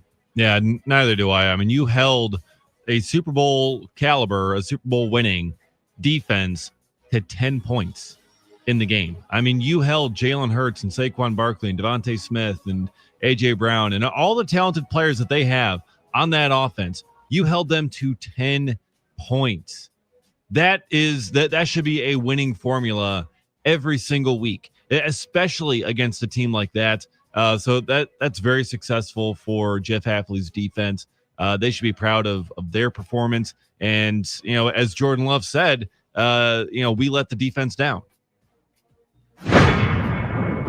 Well, I'll take you inside the locker room of the Chicago Bears. They won on Sunday. They are now 6-3 and ahead of the Green Bay Packers in the standings. Here's Ben Johnson in their locker room. I'll just play a chunk. Hell yeah! Man, I tell you what, I feel like I'm on repeat each and every week right now. I got nothing new to say to you guys. Did you even waver for a second? You knew exactly we had them right where we wanted them. Gosh, man. Goodness gracious. Hell of a job. Took all 60 minutes. Golly, and you felt it, man. Shank punt. You capitalized. 6-3. This offense is starting to hum. Mm-hmm. At some point, we have to make some sort of judgment on if Ben Johnson has what it takes. Have we reached that point? Because people want to still wait and see. They've beaten some bad teams. Packers got to be. I think the Packers have to be cognizant that the Bears might be a legitimate contender. Yeah, I've said this for years about Caleb Williams. There's talent there. And once you unlock a guy's talent, as the hope was Ben Johnson could do, watch out. And that's what the NFC is looking at right now. I think that they've got something going, and they've pressed all the right buttons. Now it's just a matter of the Bears putting it together. And they had a change at the top. It happened when Mrs. McCaskey at 102. Yeah. But sometimes ownership changes. That spurs on a team too. Yeah, look at the Colts this year. Mm-hmm. Yeah. So sometimes it's tragedy that spurs that on, that change at the top. But again, there's too much talent there with Caleb Williams to just write him off after a couple of bad coaches that couldn't unlock him. Ben Johnson's unlocking him right now. The rest of the NFL should be on notice. Yeah, I mean, it's as much of a cluster the Bears were last year. It's the year before, and the year before that, and the year before that, yeah, and just kind of throughout their entire history, 4 decades. Yeah, they've figured it out this year, seemingly. Now we'll see if that continues over the second half of the season here. But yeah, Ben Johnson seems to have been doing a fantastic job getting the best out of Caleb Williams, helping him to develop at the NFL level, and getting that collection of talent to play better. Now, granted, they did this over a 2-8 Giants team that they were down 10-2 with 5.5 to go. They came back on them, and the Giants had several double-digit collapses on the road this season, and Brian Daboll ended up getting fired after that game. So it's not like they were taking on a team like the Eagles, like the Chiefs, or anything like that for this comeback win, but the Bears certainly do seem far better than they've been in years past. Yeah, my argument would be, and I'm not as much anti-Packer or anti-Bears as you guys are, right? I mean, I'm a Packers fan. I don't feel the same level of hatred towards the Bears, but Packers blew it against the Browns. Mm-hmm. I mean, if you're going to discredit a Bears win over the Giants, I think it'd be foolish to not recognize the Packers had a chance to beat a bad team and didn't. Correct. The Bears took advantage of the opportunity to beat a bad team, and they did. We'll end with two quick notes here. Cooper Catalano has been named the Big Ten Defensive Player of the Week for this past week. 19 tackles is the most tackles for Badgers since 2011. First Badger player to have 19 plus tackles. Did he get a sack? It says and a sack. This could be erroneous. Long story short, first Badger freshman to earn Big Ten Defensive Player of the Week honors since Chris Borland in 2009. Whether it was him or Poso, one of them certainly deserved it. And I'm grateful to see it was a Badger. I mean, it could have been anyone. Defensive Player of the Week. It went to a Badger, and they deserved it. Absolutely. 100%. And that's great. Well, we'll end with this. Brian Dable spotted for the first time since being fired, which is funny because it was like literally yesterday. And he was spotted wearing a Penn State Nittany Lions hoodie. And I had to look this up. I'm like, was he a Penn State coach? Did he go to Penn State? Nope. And nope. Brian Dable to the Penn State Nittany Lions, potentially on the table. What would you guys make of that? I mean, that'd be Penn State getting a proven quarterback guy. I mean, he's done hell of a job with quarterbacks in the NFL, and clearly he'd have to do a better job building relationships. What if he's just not a good head coach? Yeah. Well, it happens. What is his college experience? Has he always been an NFL coach, or? I think so. Well, then, I mean, if he's going to go to the college ranks and enter that whole NIL recruiting type world where he's unfamiliar, I think that could be a major problem. For Penn State. He was a volunteer assistant at William and Mary in 97. Assistant. And then a grad assistant at Michigan State from 1998 to 1999. Is that it? And then, what else we got? And since then, he has been in the NFL since 2000 with the Patriots for 7 years, the Jets for a year, the Browns for a year. I'm skeptical. So not since Y2K has he been in college football. It's not really interesting. Not in your lifetime, Nick. Yeah. So I was wrong on the 1 year, 2 years. So he was with the Browns as an OC for 2 years in 2009 and 2010. Then Miami's OC for 1 year. Then the Chiefs OC for 1 year. Then back to the Patriots. I mean, this guy is not one that sticks in one location for a long time. That's the life of an assistant coach. He was the offensive coordinator and quarterbacks coach at Alabama in 2017. Oh, okay. Okay. Well, that's something. That's more than that's huge. Oh yeah. No, that totally means he's ready to take on an entire Big Ten program as the head coach. So I think you live up to the scrutiny though, because if you're the head coach of the New York Giants, I mean, my God. Yeah. I mean, being a head coach in New York or manager, that's just different. It hits different because I mean, the media is who are the right on top of you. Like, who are the candidates this year for head coaching jobs? It does not feel like this is a pond that is rather populated. Well, I think that's one of the reasons that Wisconsin stuck with Luke Fickell, because everybody else is going to be going after the hot head coaching candidates because LSU's got an opening, Penn State has an opening, Florida has an opening. So who are Marcus Freeman's name keeps being brought up, but why would Marcus Freeman? What on earth would Marcus Freeman want to leave Notre Dame for? Yeah, we've already seen that play out with Brian Kelly, and it didn't work out. Yeah. Would Lane Kiffin want to leave Ole Miss? Why would you? Why would you leave the SEC? Yeah, well unless he's going to a different SEC job. He might leave Ole Miss. He's moved around. I know. Believe me, I'm aware. Yeah, he's not. We are aware of Lane Kiffin. He's not going to Penn State. So that's my Dable might be a hell of a candidate. I mean, I don't know what to make of it, but he's a good coach in regards to quarterback play under him and the ability to develop guys. Josh Allen was his greatest success in Buffalo. Yeah. We also have some Wisconsin commit news, Wisconsin recruiting news. Wisconsin has flipped Florida International running back commit Quantavious Wiggins. Florida State and Auburn were also in on the hunt. So Wisconsin gets themselves a second running back commit in this next year's class. Okay. How many stars?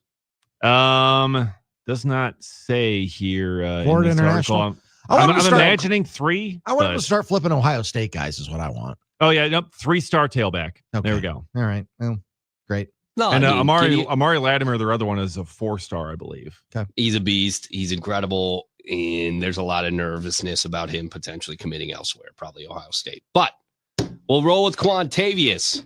That's another brother that we can add. I want Wisconsin to keep their guys that other schools want, and I want them to poach a few that other schools have.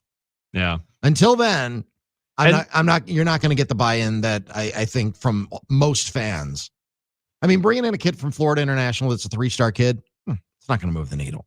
Keeping your 4-star kid from going to Ohio State, okay, now we've got something. Yeah, and also wins like the ones against Washington will help move the needle, because I mean that is where this Wiggins guy, he was visiting this past weekend, and that's like, okay, sees this, I want to commit. So hopefully you can have that with some other commits who were there. Like they had other recruits at that game. It's no shade on Wiggins. I'm just saying, you have to start aiming higher. Yeah, that's it. Got to start aiming higher. Yeah. And being able to land those guys too, not just aiming for the 5 stars and missing on all of them. Yeah, you got to land them. Yeah, especially the in-state guys who are really good. Trying to keep them around. That would be nice. The Billy Strouths of the world. Yeah, for example. Yeah, the Carson Hintzmans of the world. Yes, for example. Got to keep them around. All right. Well, all of that brought to you by Wisconsin Concrete Coatings. wiconcretecoatings.com. All right.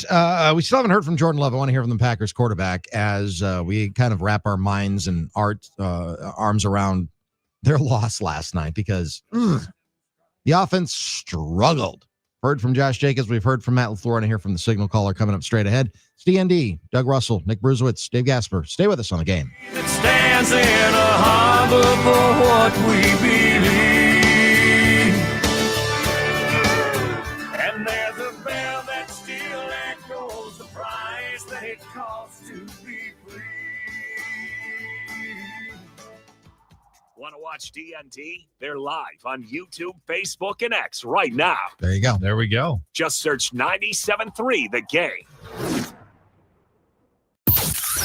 Now, a year in rock spotlight, 1967. Try to set the night on fire.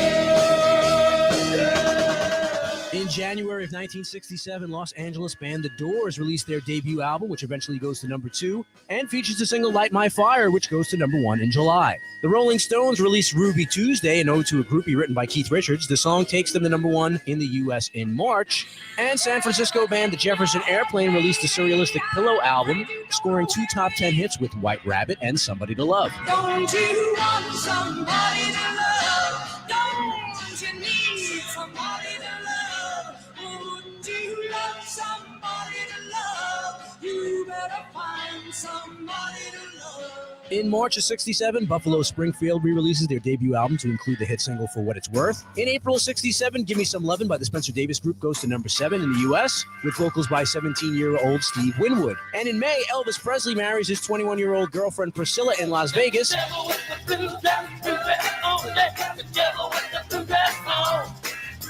In May, Mitch Ryder hits number 4 with Devil with a Blue Dress, Good Golly Miss Molly. And the Jimi Hendrix Experience released their debut in the UK. In July, they toured the U.S. as the opening act for the Monkees in support of the U.S. album release. Keep listening to iHeartRadio for more from 1967, coming up.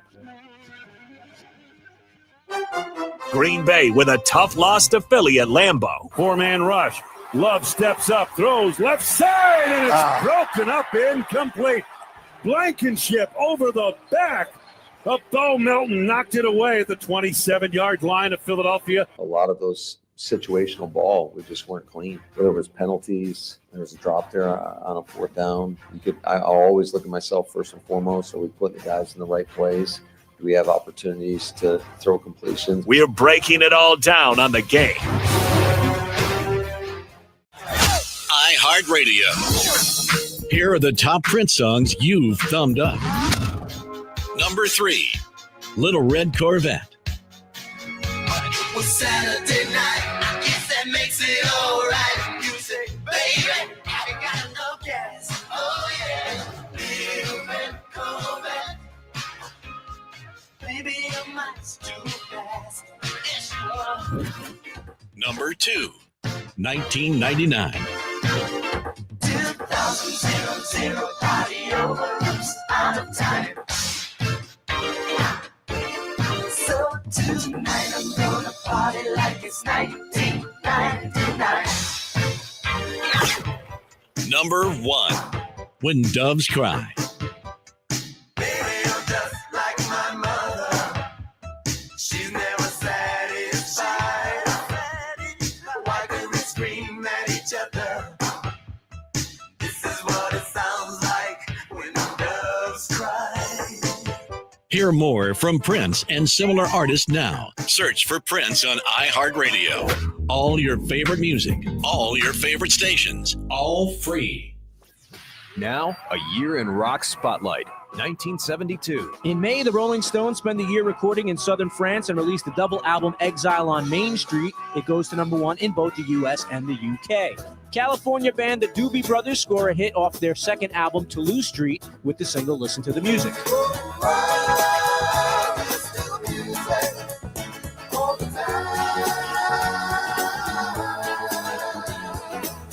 More from the summer of 72, Curtis Mayfield is back on the charts with a soundtrack for the film Superfly. The album yields 2 top 10 hits with Freddy's Dead and the title track. And former Zombies keyboardist Rod Argent has a hit album and a number 5 single in the US and the UK with Hold Your Head Up. Hold your head up. Hold your head up. Hold your head up. Hold your head up. Harry Chapin's performance of the song Taxi on The Tonight Show 2 nights in a row leads to a hit. And struggling UK band Mott the Hoople get help from fan David Bowie, who produces their album and writes them a hit, All the Young Dudes, which peaks at number 3 in the UK and in the top 40 in the States.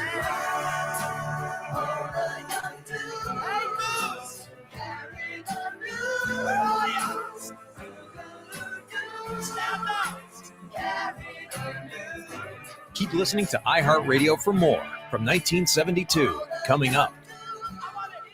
If you really want to support our troops, just contact the USO. You can't believe how much they do for us. To find out how you can help, visit us at USO.org. The USO, until everyone comes home.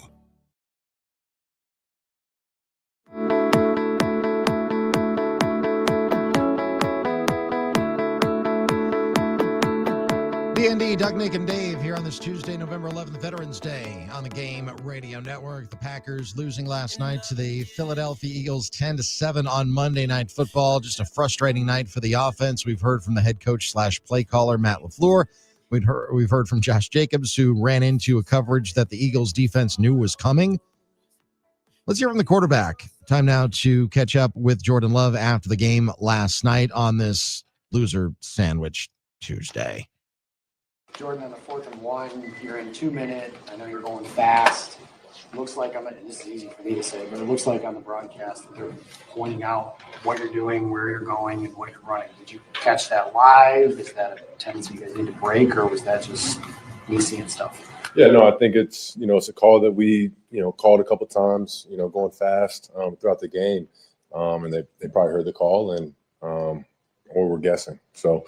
There was a D lineman saying some stuff, but, I still thought we had a light box. We could try and run it right there. Do you make that play call, or is Matt making that through the headset, or are things going too fast and you have to do it?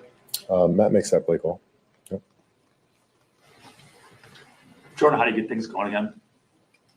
Just got to get back to the drawing board. Same thing as last week, get back to the film session, trying to find ways to figure out what we're not doing as well right now. What's kind of keeping us in a funk and not letting us kind of get into a rhythm, and just keep trying to build on the things we've done a good job of. So it always comes back to getting back to it next week and getting back to work.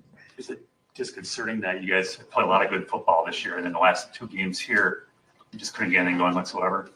Yeah, it's tough. It's definitely frustrating, as an offense. And it's, like I said, it's where we just got to look ourselves in the mirror and find ways to keep improving and keep figuring out what we've done good and what we're not doing as good of a job right now, and just keep working. But it's definitely frustrating. Jordan, I don't know if there's any parallels to the 2023, but you guys got it going at the end of that season. You went on a really good run. Can and how do you do that with this group? Yeah, we can definitely get to that. It's all about going 1 week at a time, like we said, but starts with getting a win, getting a win and building upon that. Like you said, that's exactly what we did in 23. just keep finding ways to go out there each week and get better. And you know, I think it's the mindset is just keep believing in the guys we got, and that's what we'll keep doing.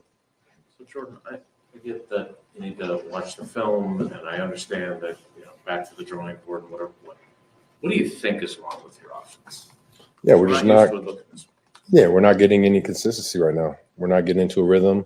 We'll have a good play here, and then it kind of just we'll have a negative play. Whether it's a lot of things. Whether it's a turnover, penalty, drop, sack. You know, it's a lot of things. So it's just finding ways to keep the positive plays going and avoid these negative plays that we're getting. But I think we're just kind of shooting ourselves in the foot right now and getting in the funk of you know, having some good plays and then not building off them properly and you know, having a play that might hurt the drive and we can't overcome it. You know, with Rob's question about 23, Matt said, let it rip, right? And that's when you took off that year, and he kind of let it rip as a play caller. Can you do that, or is the way teams are playing you with the soft zone stuff predicated on you got to get the running game going first before you can start letting it rip throwing? Yeah, it's all of that. You know, we got to find ways to attack the coverages we're getting and, you know, find ways to keep, like I said before, finding plays that are working against that stuff and keep building upon that. But, yeah, obviously, you know, the run game, I think we did some good things tonight. And then it's the same thing, like I said before, there's just plays that go backwards and aren't helping us. And then we can't overcome those things. But, yeah, we definitely got to find ways. You know, it's 2 weeks in a row, kind of the similar style of defense that we got to find answers versus it. Are you guys going in, Jordan, to games with the right way to attack? And if not, are you adjusting on the fly? I do think we are. You know, I think obviously we put a game plan throughout the week of, you know, stuff we see on film and what we want to attack. And, you know, if we get certain looks that, you know, some of these plays are favorable against, we got to execute them. We got to, you know, take those shots and, you know, make the defense pay. But like you said, there's always going to be, you know, looks that maybe we haven't seen on film, or a play might just not be, you know, great versus the coverage we get. So we just got to find ways to keep executing on those. But no, we've been doing some good things. I think it's same process since I've been here that we're, you know, sticking to throughout the week of finding things that we like on film and trying to find ways to attack that if we get it in the game. Jordan, the 3 teams that have beat you haven't scored more than 16. What does it feel like in the locker room as the offense when your defense is holding up their end of the bargain in those games? Yeah, it's tough. Like I said before, it's disappointing. It's frustrating. You know, you feel like as an offense, you're letting the defense down because they're doing such a great job. Obviously, that's a really good offense over there. And, you know, they stopped them for the majority of the game. And, you know, we just didn't find ways to score. And it's just not good enough. So it's definitely frustrating. But, you know, we'll find ways to overcome this and to be better for sure. And Jordan, obviously losing Tucker Kraft is a big deal, changes the way you're going to play, changes the personnel package, everything that goes into that.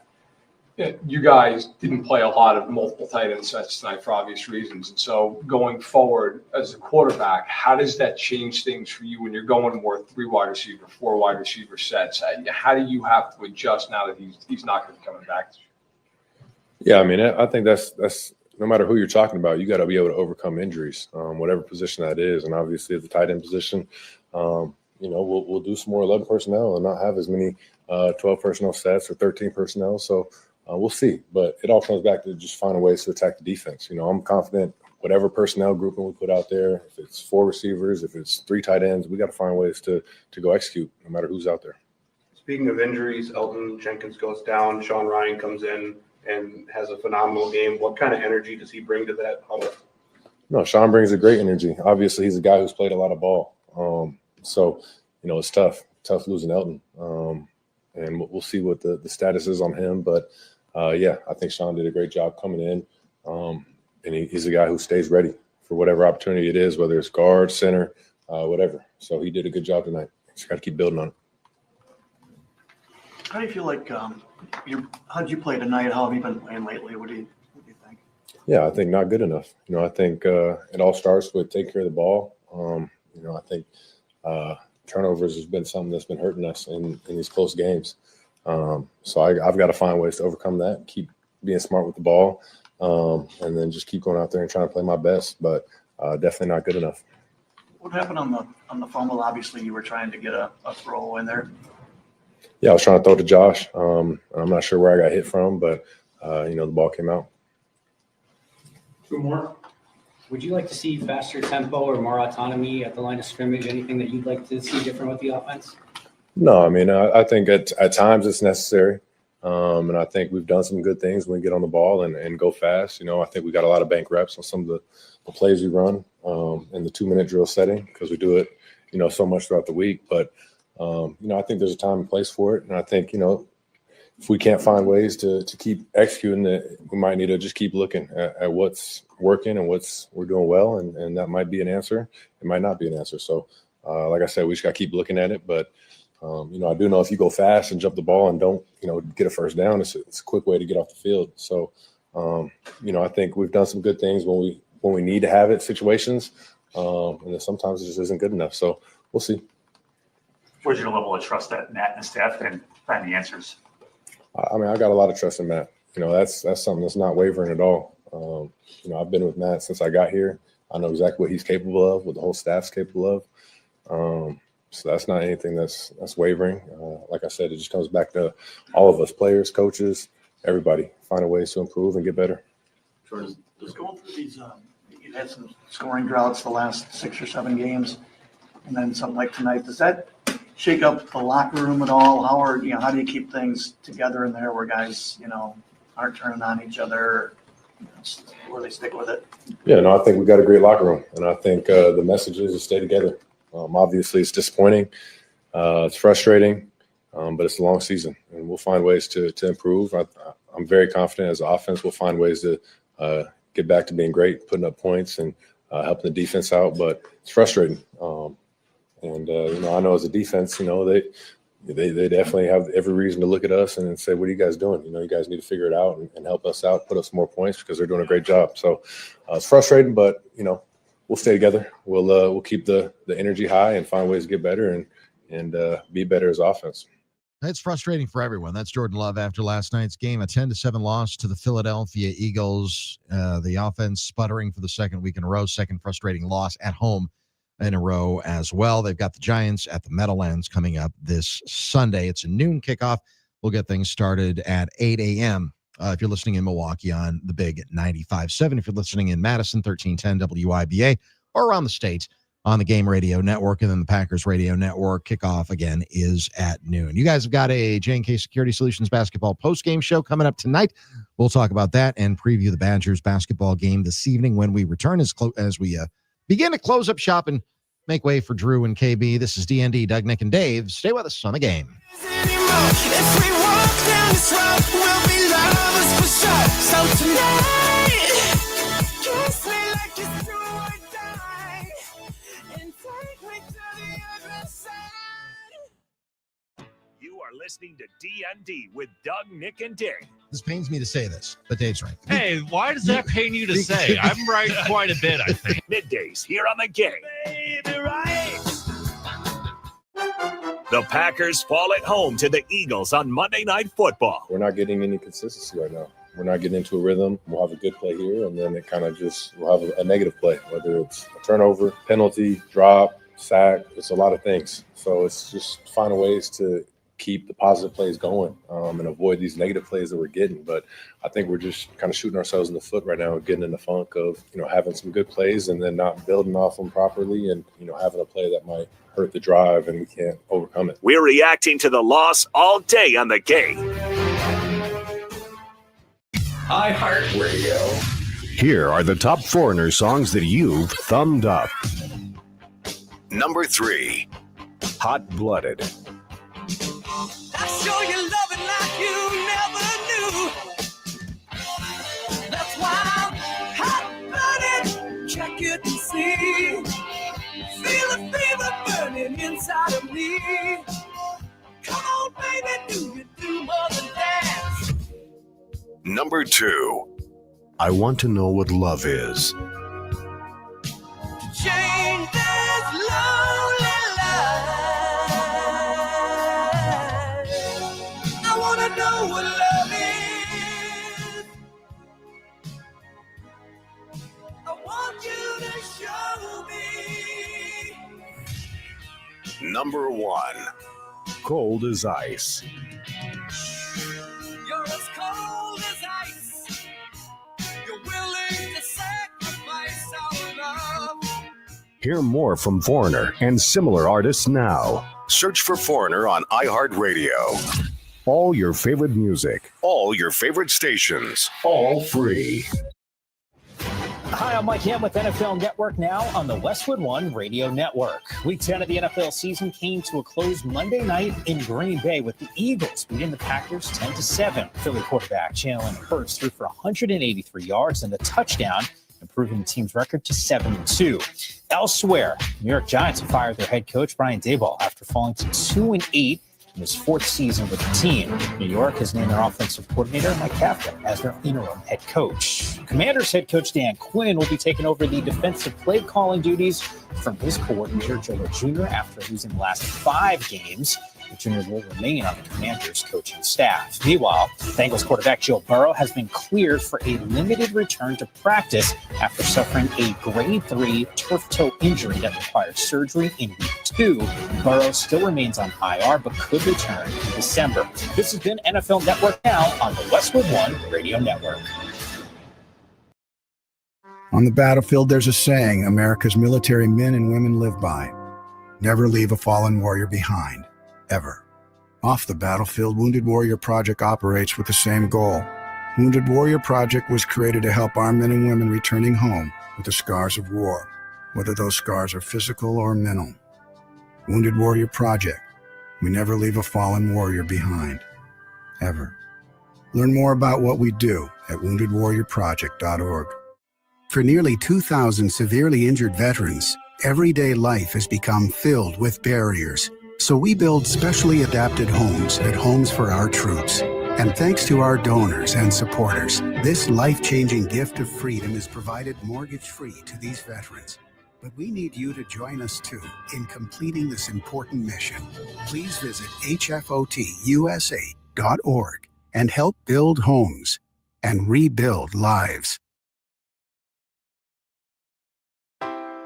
iHeartRadio goes one-on-one with Elton John to talk about performing live. Going on stage was when I could show off and be comfortable. And you know, I was always a bit timid off stage. And the stage gave me an outlet. And you'll find that with many performers, whether they be dancers, actors, singers, musicians. They have the outlet on stage to become the person they're not off stage. And I think that's what eventually led to my troubles, along with the drugs and the drink, is that the person who was fast becoming popular as Elton John and becoming, you know, the #1 rock star in the world had kind of escaped from the person off stage, and the balance was completely off kilter. And the more I became successful, the harder I worked, and the less time I concentrated on being normal or trying to be kind of normal. But people who knew me privately were shocked, I think, at what I was doing off stage. Rather, you know, they knew what I was going to do on stage, but off stage they were shocked and disappointed. Keep listening to iHeartRadio for more Elton John and all your favorite artists.